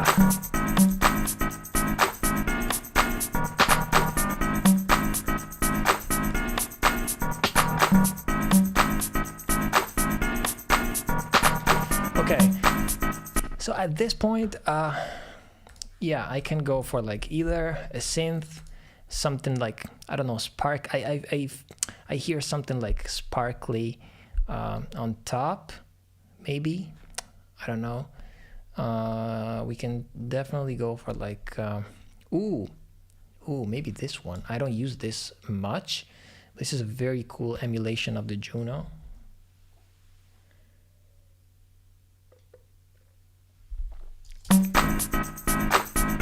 Okay, let me find like, what do I need? Keys for sure. Let's see. More like it. Yeah. Kind of like this. Let's see.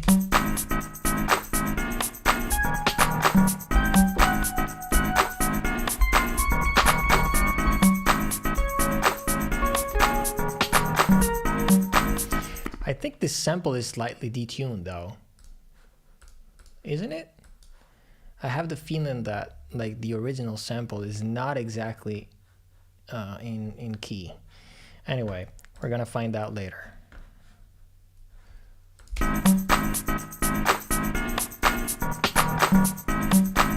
So we're gonna keep this synth open for sure.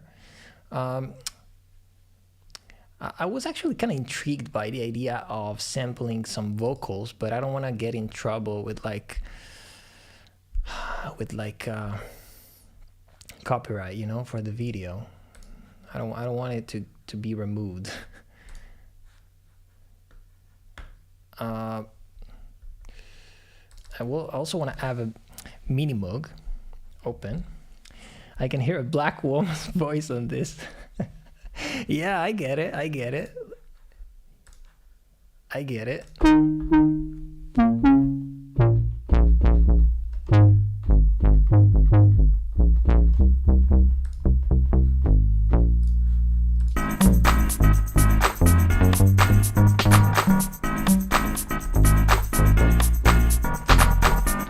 This is definitely off. See, I don't have perfect pitch. If I had it, I could tell, but I don't. So let's see. Oh, it's not even detecting a note.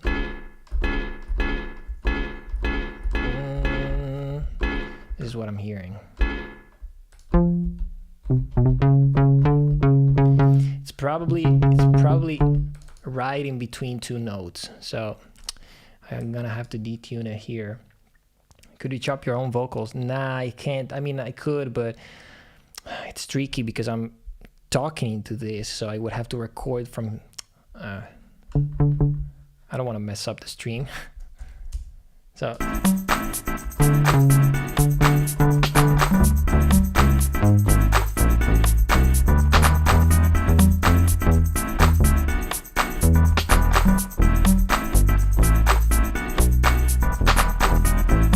Now we got it.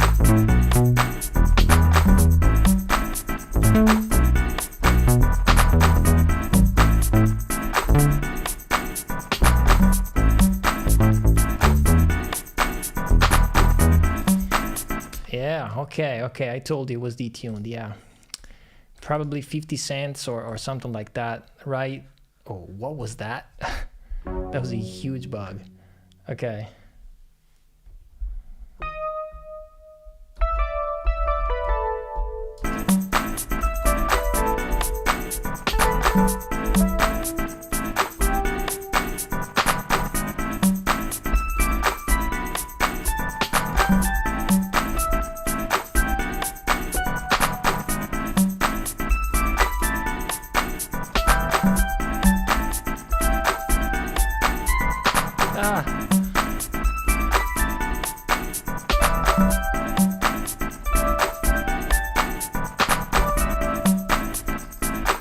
Okay, so maybe that's a little bit too busy for like a melody, but if I wash it like in a big reverb, something like that, pretty bright,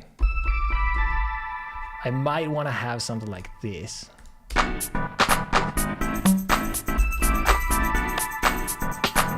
You know, just that.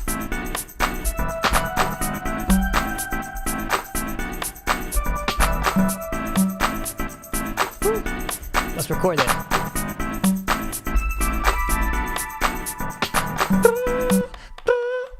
I want to go back to that note.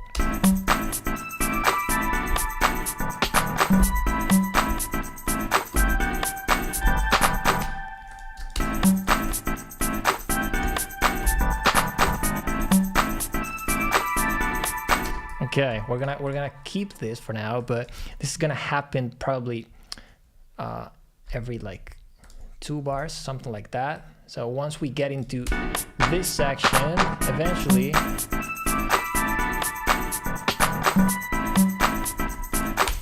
nothing.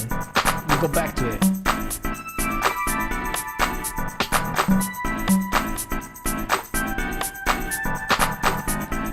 Yeah.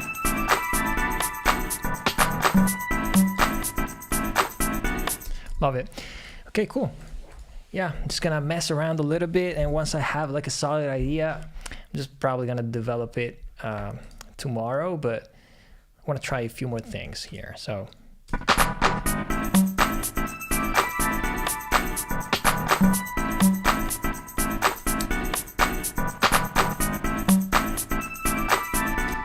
okay, so for the bass, we can definitely use something like that, or ooh, you know what? We could also use like a, since we're like in this very 90s vibe, I could also go for like a Juno. Next time maybe we use the real thing, but now, oh, muted guitar. I like that. Oh, I don't have it. I don't have my electric guitar right now. It's in a different room, so maybe another day, but oh, I like the sound.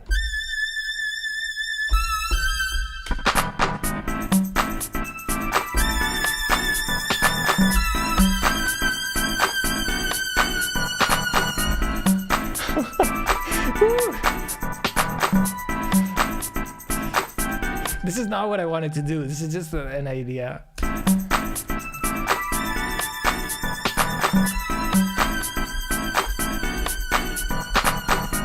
Okay, I'm gonna mute this for now. It was kind of interesting though. I like that sound, so I'm gonna keep it there. But what I want to do is actually make a sound from scratch. Pretty easy. So I need a bass. I need like a. What I need is one of those huge like square basses in Ableton. So filters down. Okay. Is there any chord or just lead? I can't see. No, the only chords are coming from that sample at the moment, the sample that I had. Okay.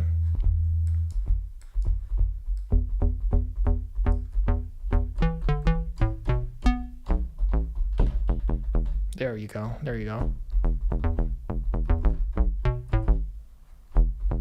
Perfect. Okay. Something like that. Oh, envelope 2.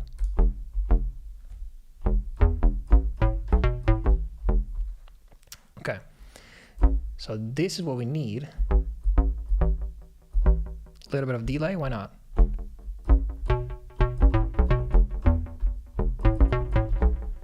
Pretty cool. Okay, the output is pretty good. We're not clipping. What else? I want to add some saturation to this sound. Like, I want some grittiness to this. Crunchy. We will be saving the stream so I can watch. Yes. Yes, don't worry. The stream is gonna be up.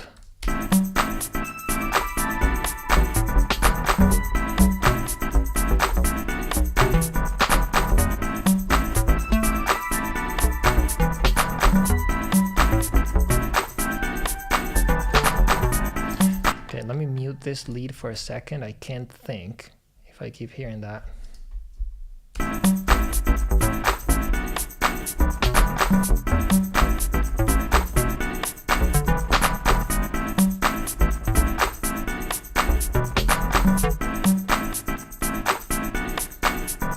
Hey, good habit. Hey.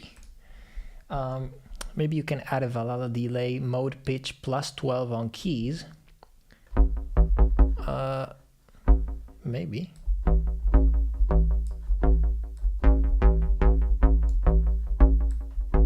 Okay.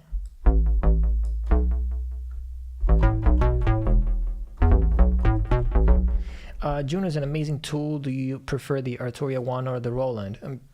I honestly use them both.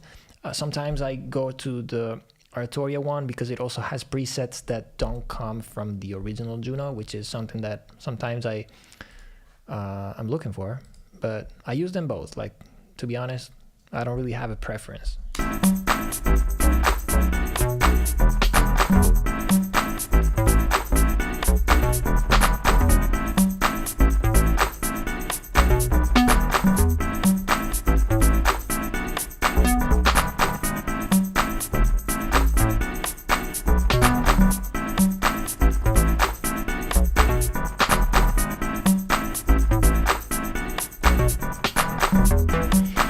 I feel like this bass line doesn't need to be super complicated. It needs to be pretty sparse, I would say. So I don't know. Let me jam a little bit on this and see.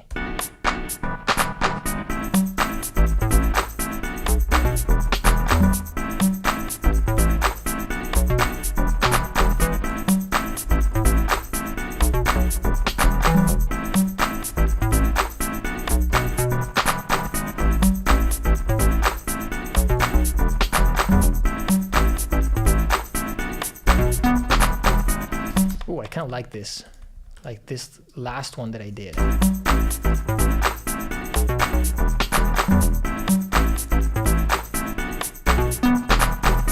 Yeah, I like this one. So now let me fix it a bit.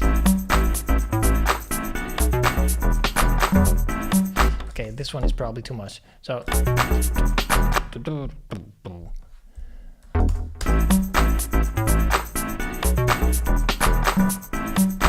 or maybe, yeah.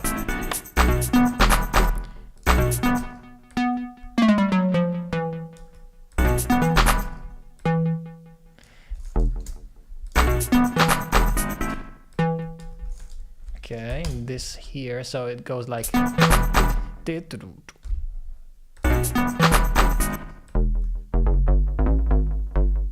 No, nothing.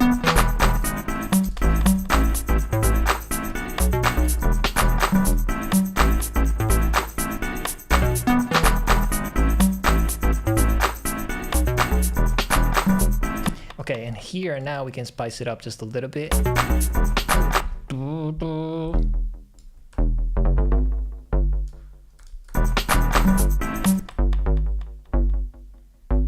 Maybe. Yeah, okay. Let's do this.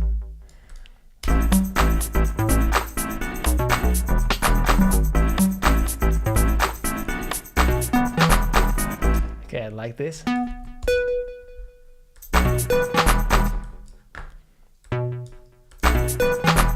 What if I let me see. Can I use the, so band range is already 12. So what if I, oops, what if I do this?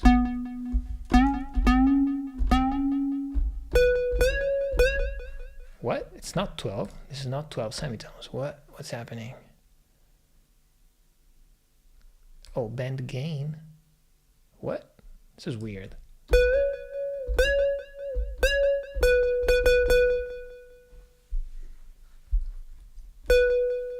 Why? Why is it not working?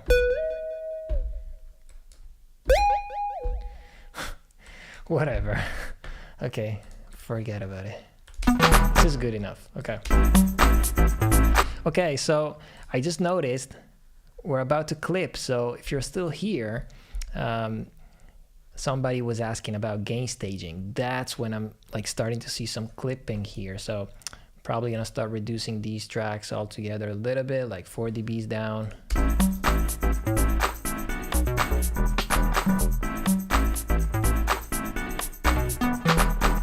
Yeah. Okay, let me just increase the volume now of Ableton because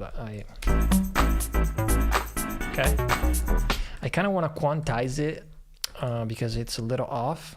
So again, we're gonna do it with the groove. Yeah.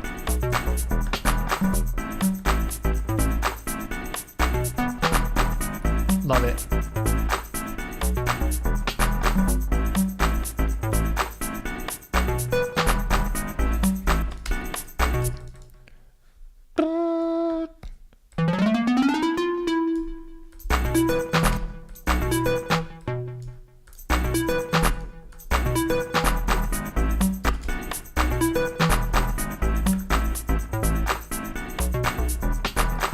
Okay, love this. So this is a pretty cool idea.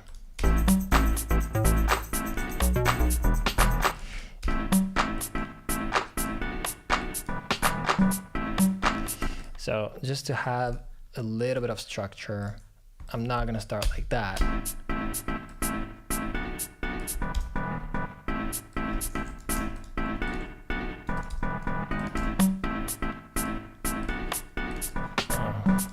Let me tune this. This is wrong now.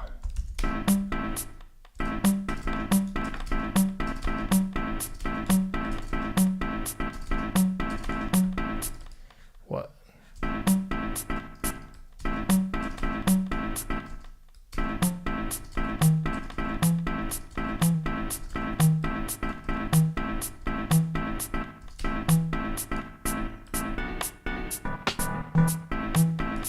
Better.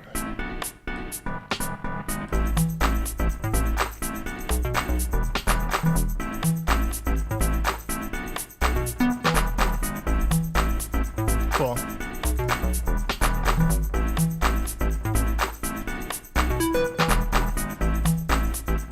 Okay, let's hear it now with that melody, and then I think for this idea, it's pretty much it.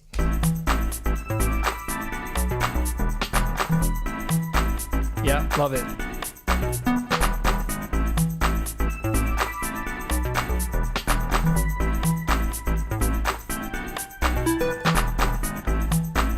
Whew. I love that.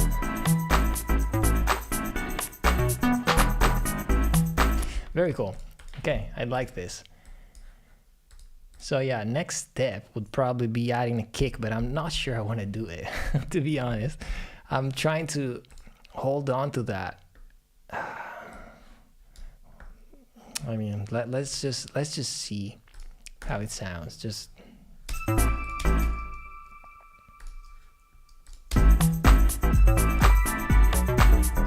I kind of want to try it without the clap.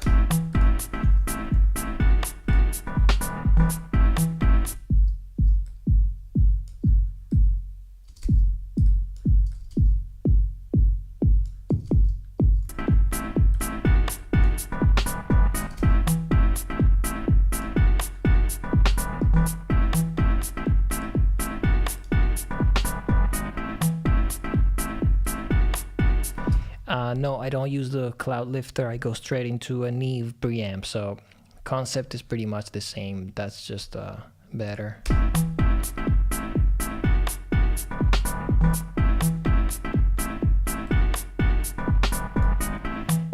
Yeah, this is not that like the right kick, but I just wanted to see how it felt. Pretty cool.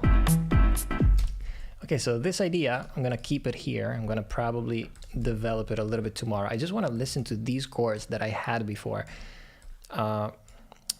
because I might wanna do something to these chords real quick before logging off.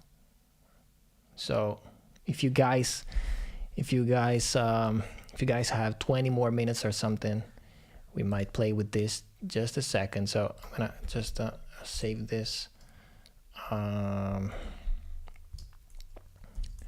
Create a version 2, and I'm gonna go down to 96 BPM because I think I played these chords at 96 BPM. Oh no, sorry, what am I doing? This was V2, and now I want to create also a V3 so we don't mess it up. Okay, perfect. Go away, everything away. Perfect. Now we only have this 96. Come fai a vivere in America da italiano che visto hai che ti sponsorizza? It's a long story. It's a long story. I have an O1 visa, artist visa. So I have it because of the music, you know. Okay, so I just want to quickly listen to these chords because if they're cool enough, like when I played them before actually going live, I thought, oh, these are cool. Maybe I can get back to it. I can get back to it later. So if these are cool enough, I might just, you know, try to build the very, very scratch idea before signing off.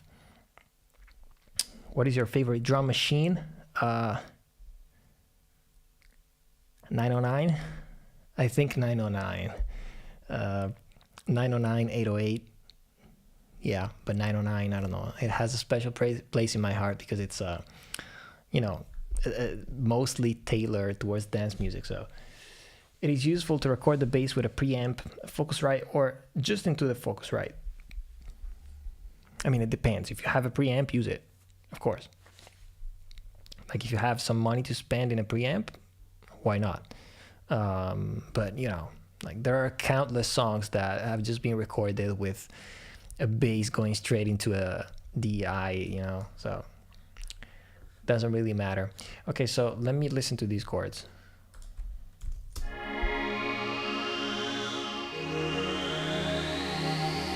Who sponsors you? How did you reach to you? Okay, I know what you're asking. It's a long story. Like you just don't find people that sponsor you in America. It's not that simple. But by making music, I met people. I started working with people, and so that's how eventually I got an artist visa. You know. So yeah. There's not like a specific path, but first of all you gotta have very good credits, like, or you won't get approved for that visa. It's very expensive, and it's not worth it to apply if you're not sure that you're gonna get it through the credits that you have, you know. So okay, again.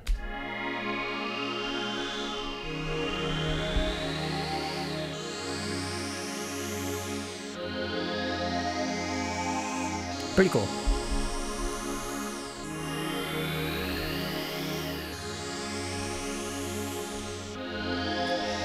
Pretty cool. This is definitely like more of a 80s vibe.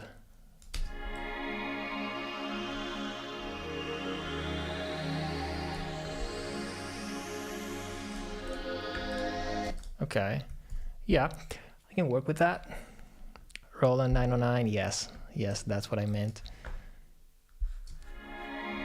So what I want to do is probably add a little filter on this. Love it. And what I hear now, it's a drum kit right away.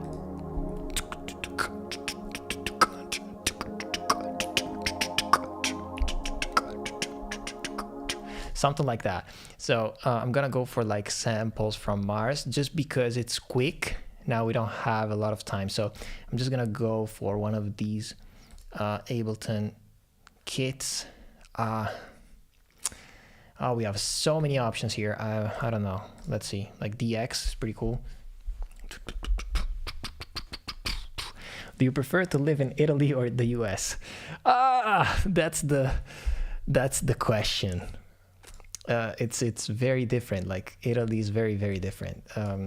If you live in the US as an Italian, you're always gonna miss Italy, but there's always gonna be something about the US that you're gonna miss in Italy. So you're never gonna be happy. No, I'm kidding. But like, oh, I'm kidding, but it's also a little bit true. Like you find different things in different places. So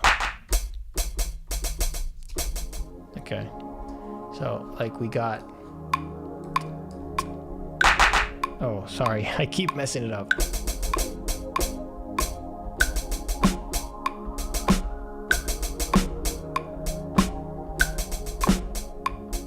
I kind of want to play it with the machine though.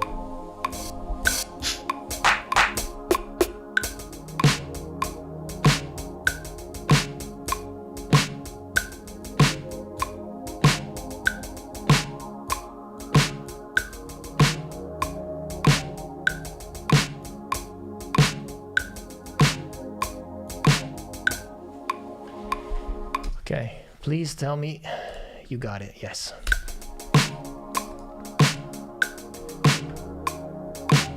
Okay, so I'm gonna quantize the snare. Are you familiar with Russian music? Oh no, not really. Honestly, I don't know much about Russian music, to be honest.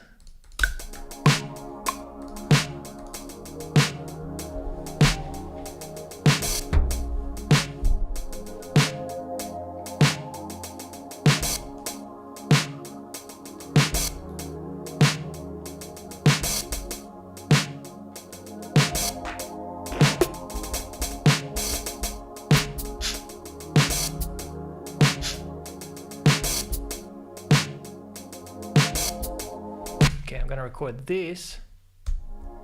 Oh no. Okay.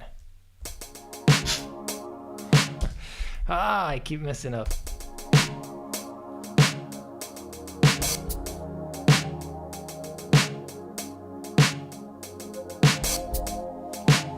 Cool.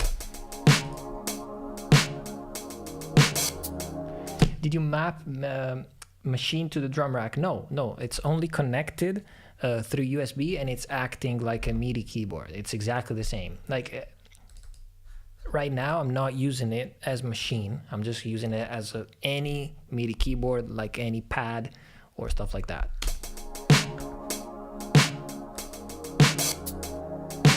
Cool.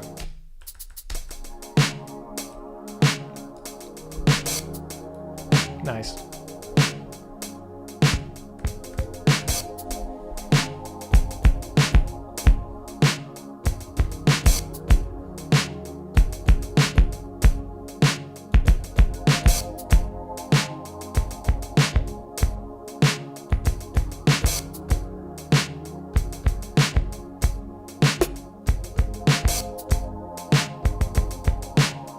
Okay, let's record this now.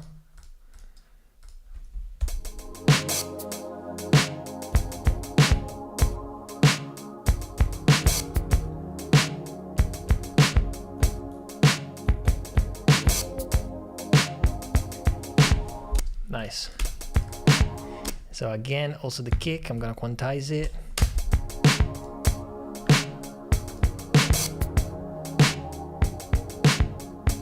I'm undecided if I want to use this one, the saturated kick. I kind of like it more.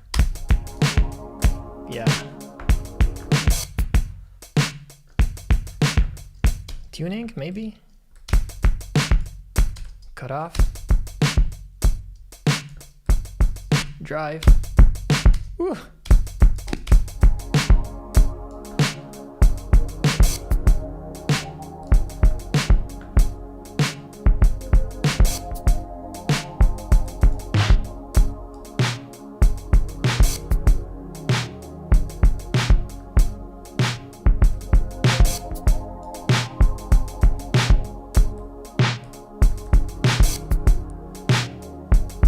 I love it.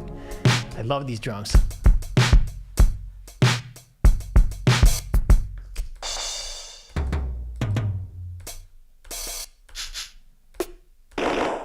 Okay, so now what I want to do is find like a loop, like maybe hi-hats, something like that, to layer with this.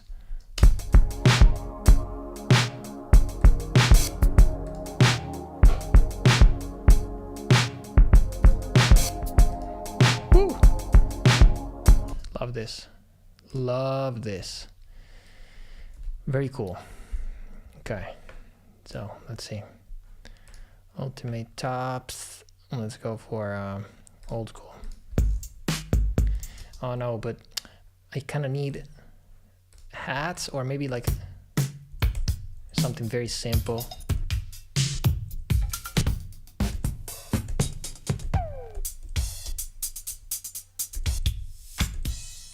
I need like a very, very simple hi-hat pattern, like something like that. This could work. I know it also has kick and snare, but it might be cool actually to keep it. Of course, we're gonna get rid of this cymbal. Okay, so I'm only gonna keep this, and I'm gonna put it in repitch.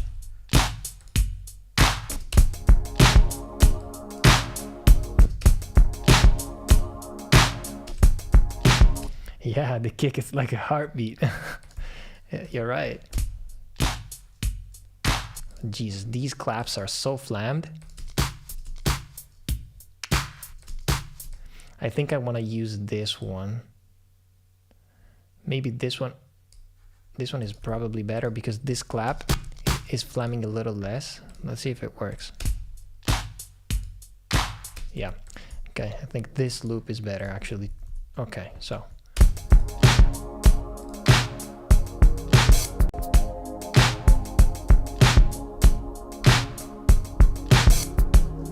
love it. Okay, and I have a little trick for you guys. This is a cool one. Like when you layer stuff like this loop is not doing the exact same thing as the other loop. Like the pattern is a little bit different. So we want to make this loop a little less noticeable. And when I want to do this, I use this plugin a lot, the frequency shifter. This is a free one. You can get all of these plugins from Kilohertz. They're free. So if you just play with this, you're gonna find that like it loses a little bit of character, but we preserve what we need, which is a little bit of like live feeling.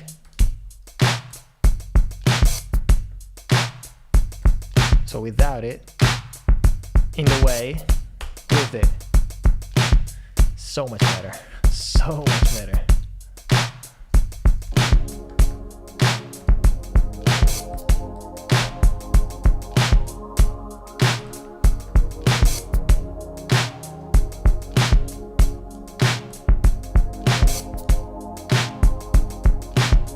I like this.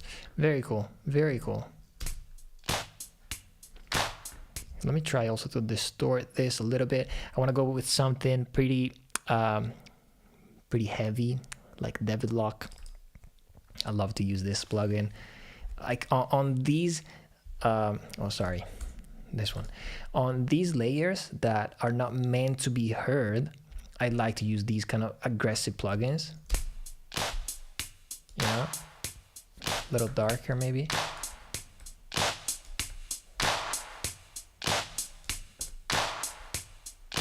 Fast release, and then of course we're gonna decrease the mix.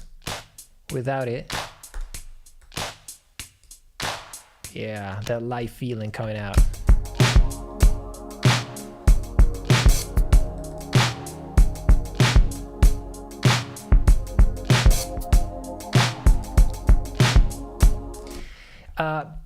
Yeah, Derek, I would say so. Like you can make drums. You can make drum layers without messing up the low end. Kind of. Like it's not that the low end is not present anymore, but it sits in the mix in a different way. So like if you compare it, let me disable this for a second. So see all of this low end, and then without it, you can still see it, but when you listen to it, this is definitely less present and less in the way of the main loop. So I like to play with this. Sometimes I go down, sometimes I go up. You know, it depends. But in this case, this works.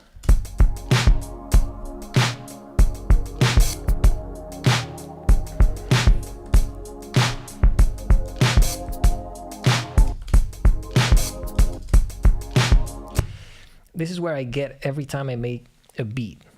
Then I can never add my vocals to it successfully. Any advice on that?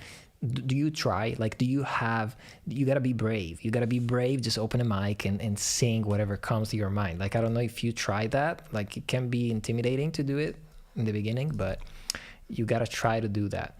If you cannot do it, like if it's not your thing, it's totally fine, but maybe you should try to like develop something like this into a structure that's like almost a full track, and then probably finding someone to send it to, like other singers. And like, guys, remember that there's plenty of people online looking for collaborators. Like, there's so many.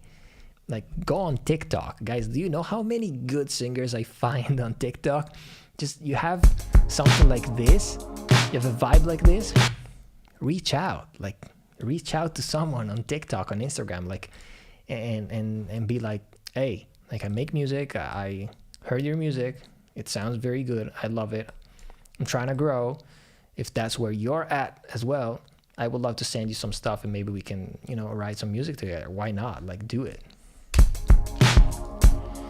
Okay, so these are the drums that we have now, coming in a little hot, so I'm gonna bring these down.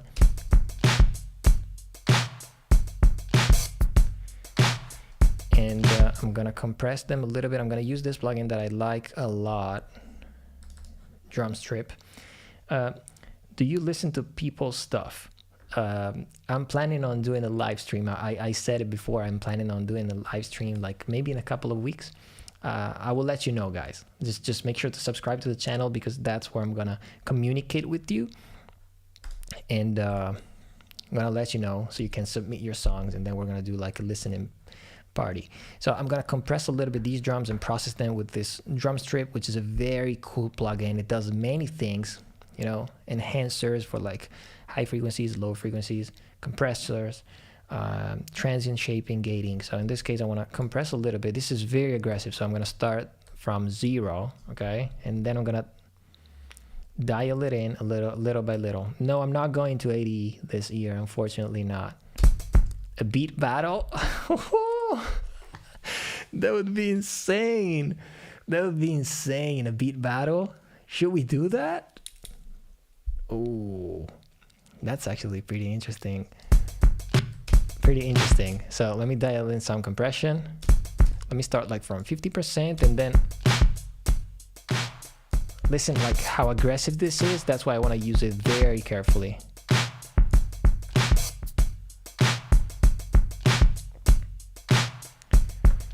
Let's help the transients a little.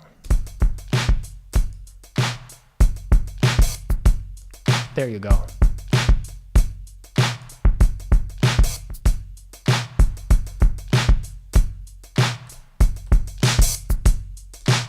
Yeah.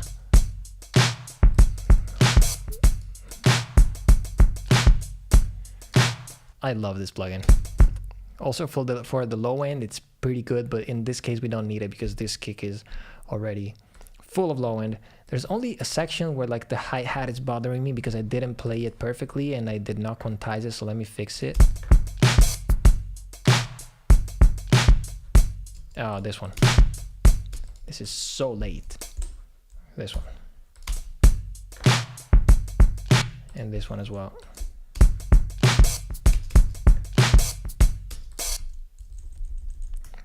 Okay, I don't know if you guys knew this, but if you want to move, like nudge a clip like this, like I'm doing, press command and use the arrows left and right. So in this case, I want to nudge it to this side, so command left a little. Cool.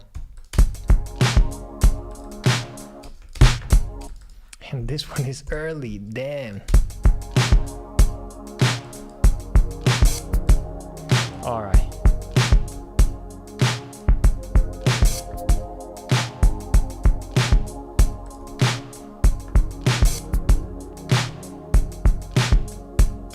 Very cool. And also, guys, I think you know this plugin.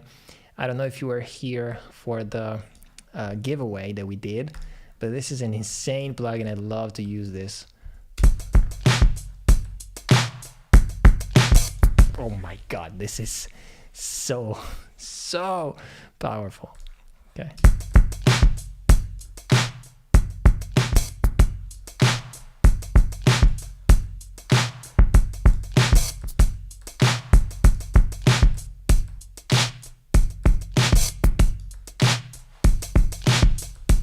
No, I don't like this. Only a little bit of clipping and just a little bit of shape.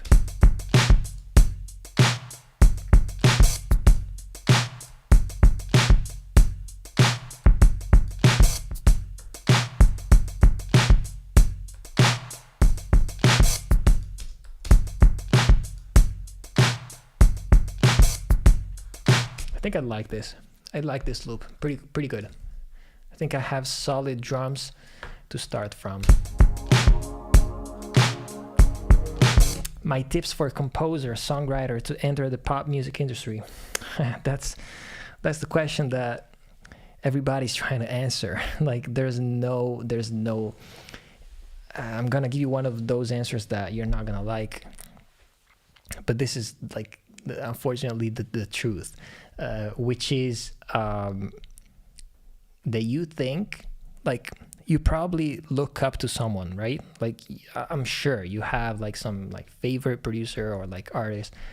You look up to them and you think that that's the way you're gonna get there. Like you look at the path that they took and you're like, oh, that's what I'm gonna do. But in reality, you don't know that. Like, you don't know that. It's surprising. Like, for example, just in my experience, how many connections I've been doing since I opened my YouTube channel. Like, it's crazy.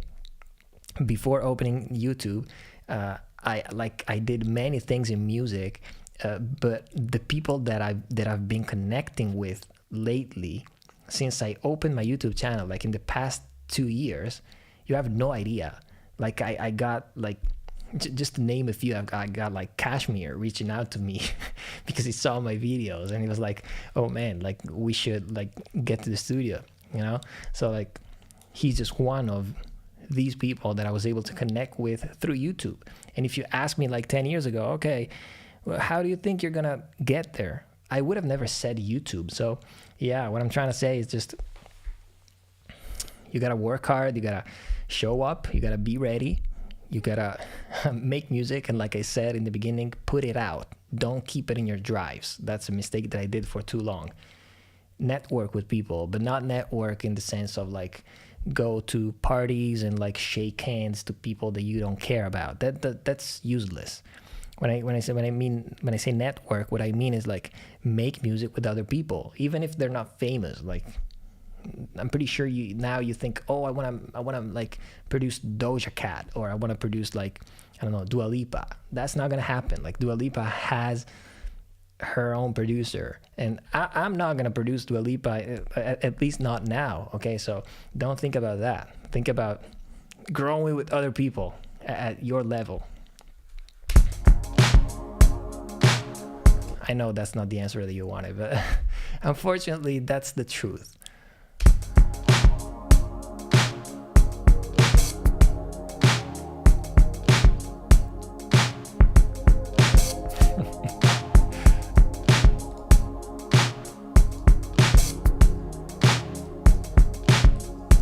Okay, I just want to quickly add a bass. I wanna hear how it feels to have like a very 80s bass, like repro, maybe. Why not? Best platform to network. Like I said a few minutes ago, you have no idea how many crazy good people I find on TikTok. Like, I have to be on TikTok because if you want to be an artist, you have to be on TikTok. Like, I don't like it, but you have to. So while I'm on TikTok and I scroll, I find so many crazy good like producers, crazy good singers. So you can definitely start reaching out to people that you feel are in the same. Oh, that's nice. Oh, I love this. How did you get to studio uploading your videos? I started working with studio because I started selling my masterclass on studio. That's how actually it happened in the beginning. So I started selling my masterclass on their website, and then eventually we started collaborating on other things, including YouTube. So yeah, that's how it happened.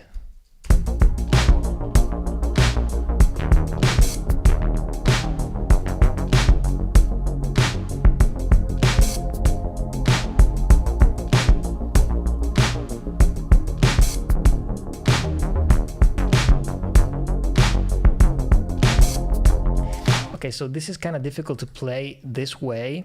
So I think I'm gonna enable the sequence. Oh no. This doesn't have a sequencer. Repro 1 has it, not the 5. Okay, whatever. I can probably do it. I mean, it doesn't matter. I'm gonna just I'm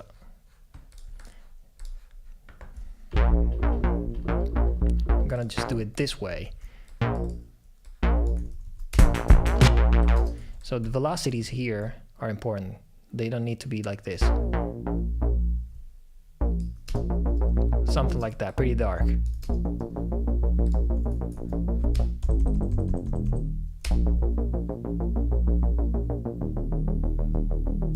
kind of want to keep that B flat. So the first note of the second chord is probably gonna, yeah. perfect. And then we're gonna do the same thing, but different chords. Cool.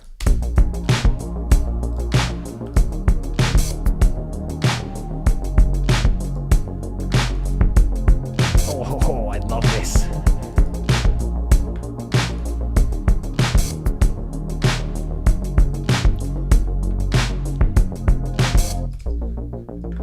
Okay. What if I make the decay a little short?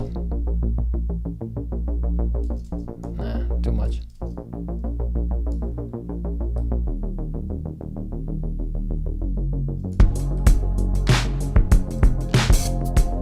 A little more resonance, maybe?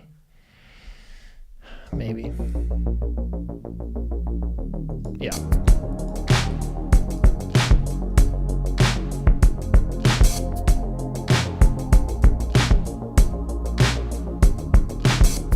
Oh, yeah.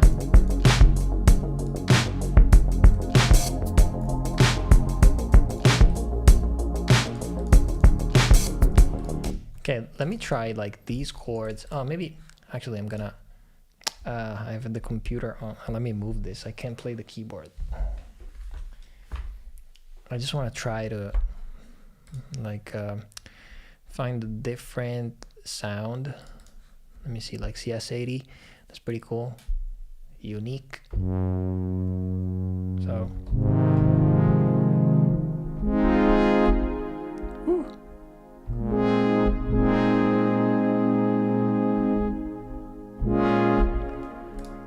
Okay, so I need something pretty dark still.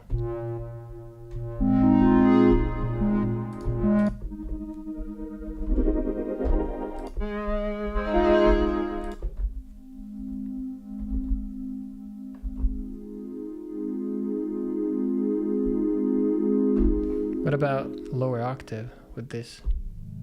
Oh no, this doesn't play. Okay, so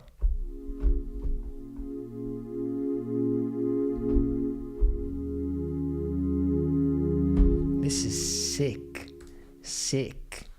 Let me try. Let me mute these for a second. Let me see how it sounds.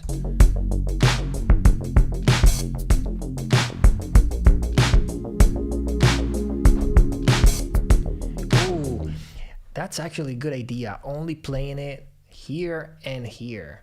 So I can just like take this chord and let's see.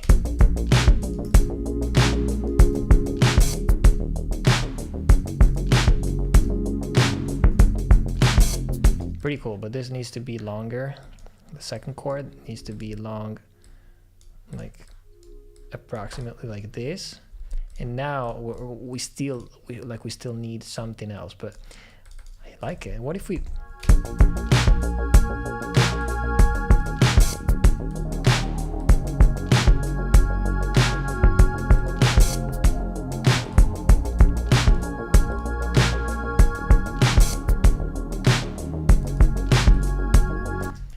I don't know if I'd like it here.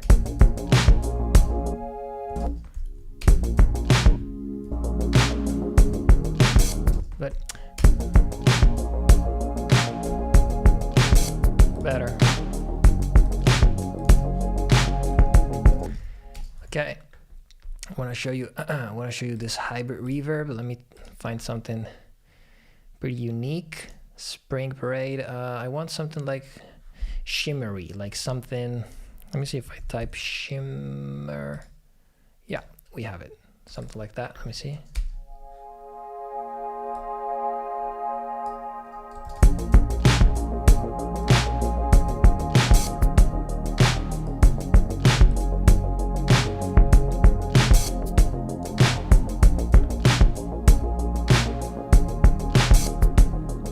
Love it.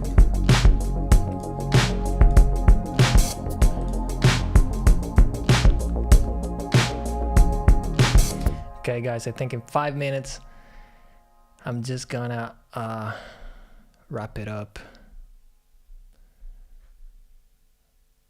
Let's see what else do I got, like what else comes to mind for the next few minutes.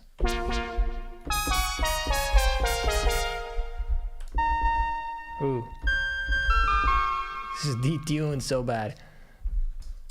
The sound was good though. Oh my god, this is horrible.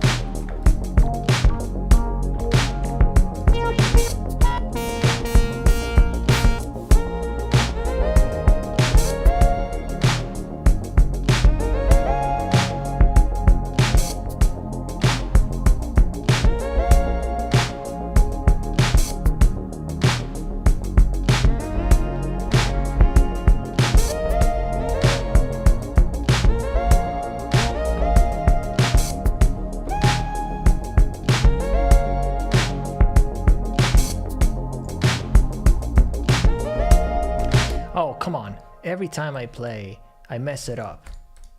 Oh, every time I record.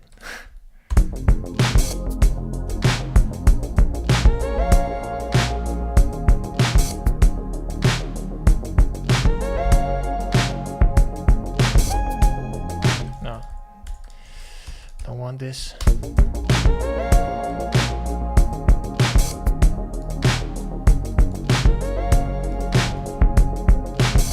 Pretty cool.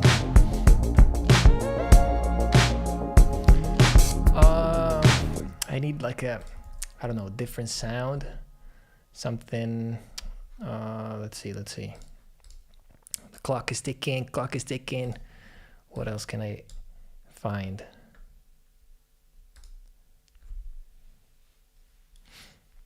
$50 people still here. Appreciate it, guys. Let's see. Oh. Pretty cool.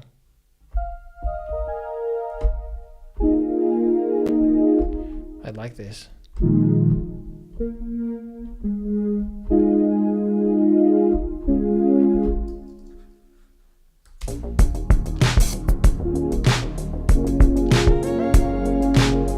Oh, I love this synth. What if I just drag these chords then?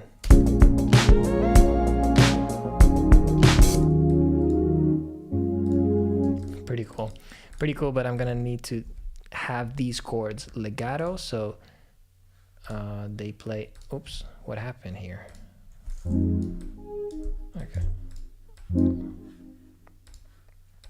Okay,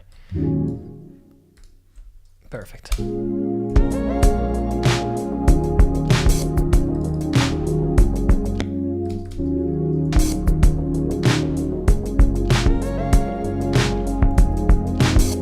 Solid. This is beautiful. I just need some sidechain on this. I want it super bouncy. So let's use LFO tool for this.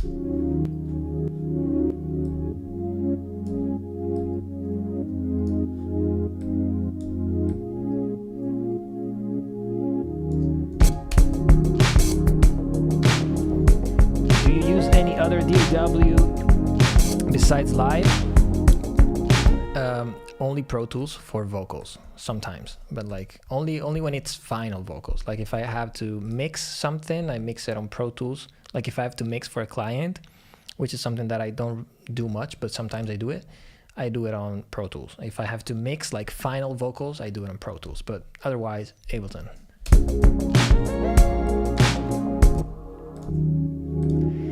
Okay, so this one now doesn't really need to cover all of these low frequencies. Actually, we can open the filter a little bit.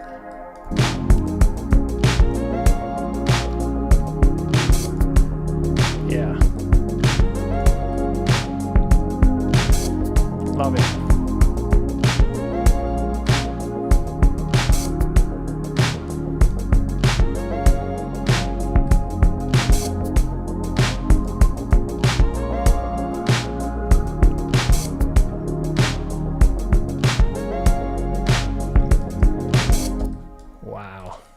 I like this. What if I just create a mega group of all of this and I put like a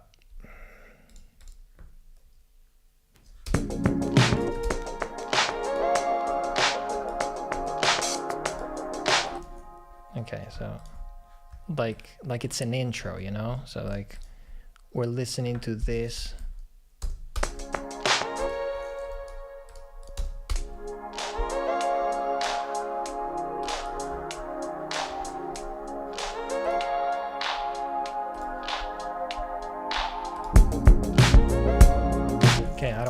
this in this like sort of intro. Let's automate this. Oh no, opposite. It has to be on here. So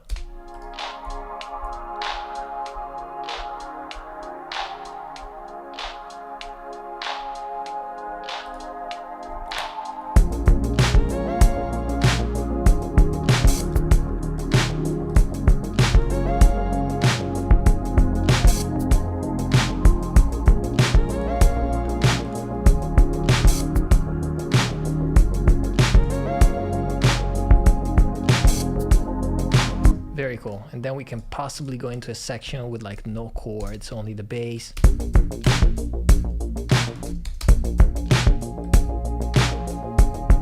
Or maybe just these. You know?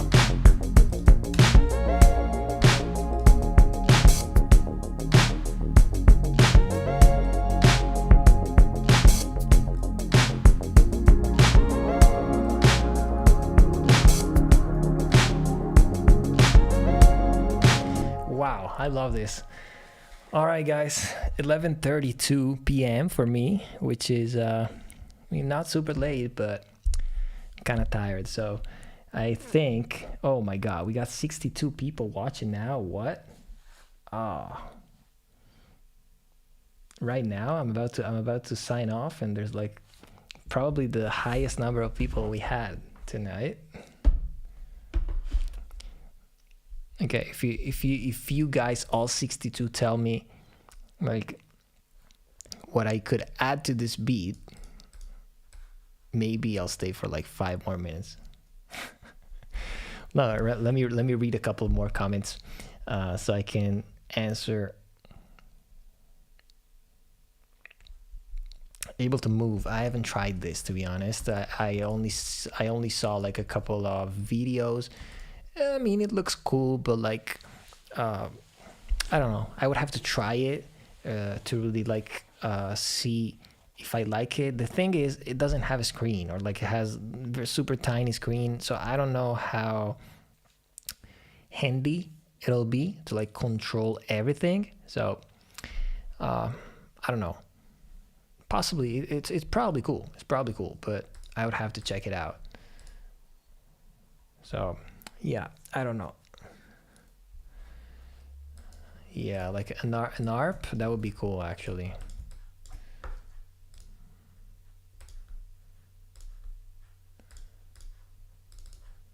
An ARP like this with like a random sound. I'm not even gonna listen. I'm just gonna open a random plugin. And then I'm gonna just choose a sound that by the name looks like it's gonna work, like a basic ARP. Oh, but this is probably an ARP already, so probably not. Cold bell, I don't know, maybe. Let's try this one. And we put it in like 16 notes.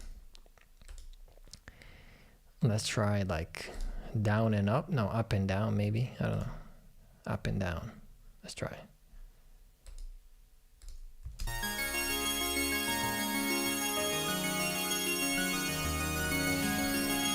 That's so busy. That's not what I was thinking.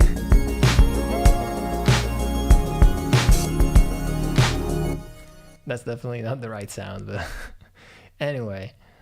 Yeah, that's actually a good idea to like include something like that. Oh, better maybe.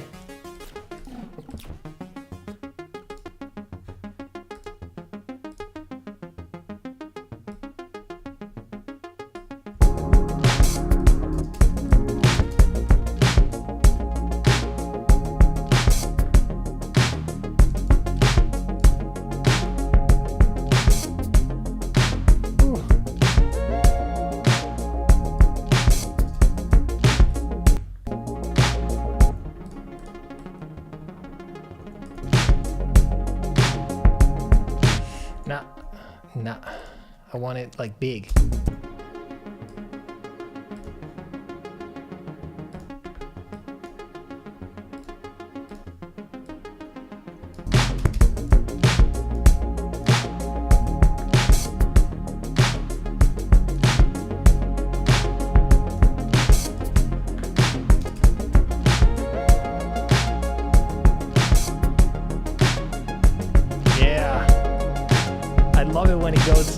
up an octave.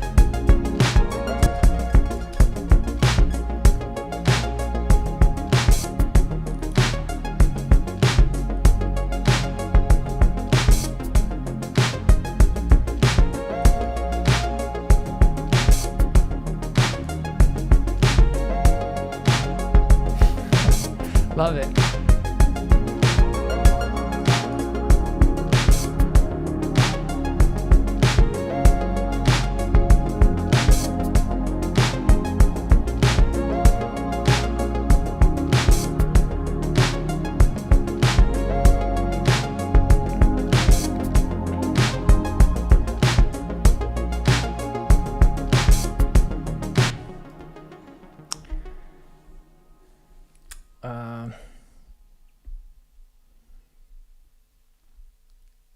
Nordic horns. Added another page like Timeless. Yeah. The first remix on YouTube. I mean, my very first remix, I was like 19 or something.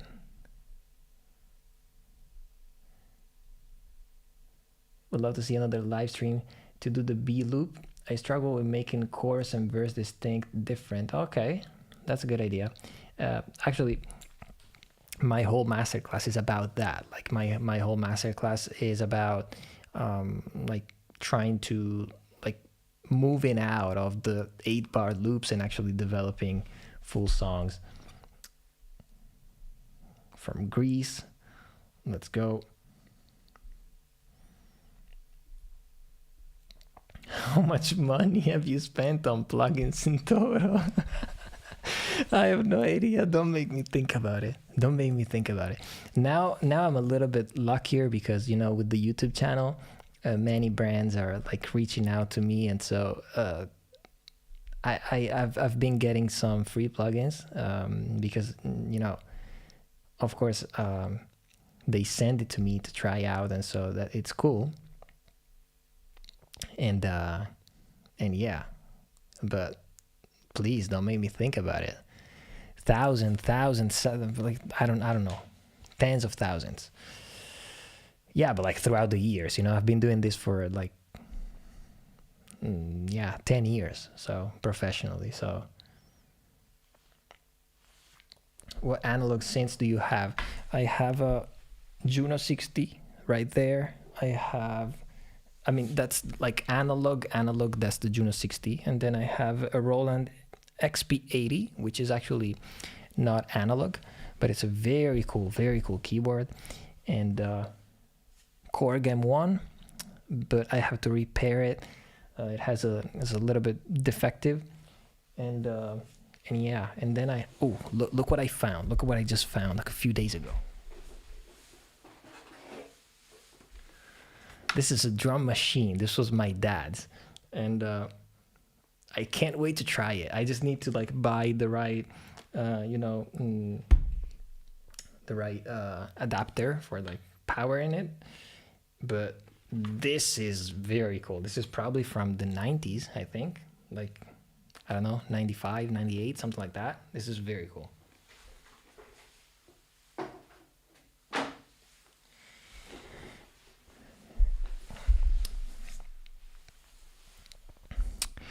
All right, guys, I think that's it for tonight. But I mean, I streamed for like 2 hours and 40 minutes. That's not bad at all. Not bad at all. I'm kind of tired now.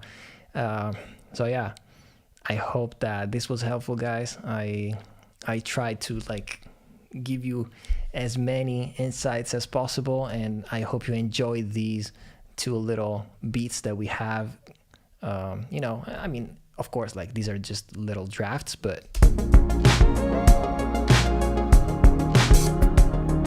it's pretty cool.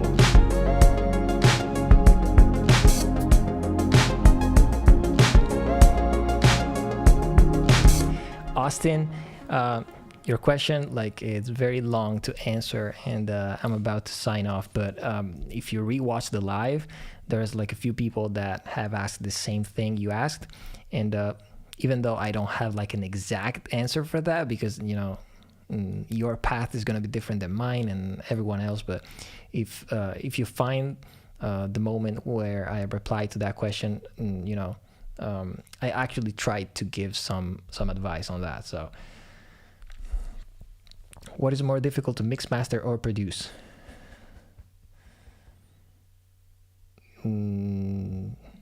Probably master, like if I had to do it like properly, because that's the thing that I don't really like. I know how to do it, but I'm not like a mastering engineer. I can mix better than I can master, so probably that. Do I need to buy other plugins, or am I good enough with Splice? I mean, like tonight I showed you the potential of also some of these stock plugins, so don't worry about buying like super expensive plugins. There's tons of free plugins. I've made videos about free plugins that are very cool, so check that out as well. Use stock plugins, maybe invest in some of those plugins that are really like, essential. Like if you record vocals, just buy CLA vocals. That's gonna work. That's in Dua Lipa's records, so if they use it, you can use it. And yeah, that's about it, guys. Thank you for watching. Thank you, all 60 of you still here after 2 hours and 40. I don't know if any of you was here at the very beginning, but thank you. Thank you for watching, and yeah, I'll see you soon. I actually want to do that live stream where you send songs and I actually give some feedback. So yeah, see you there, guys. Thank you so much for watching. Peace.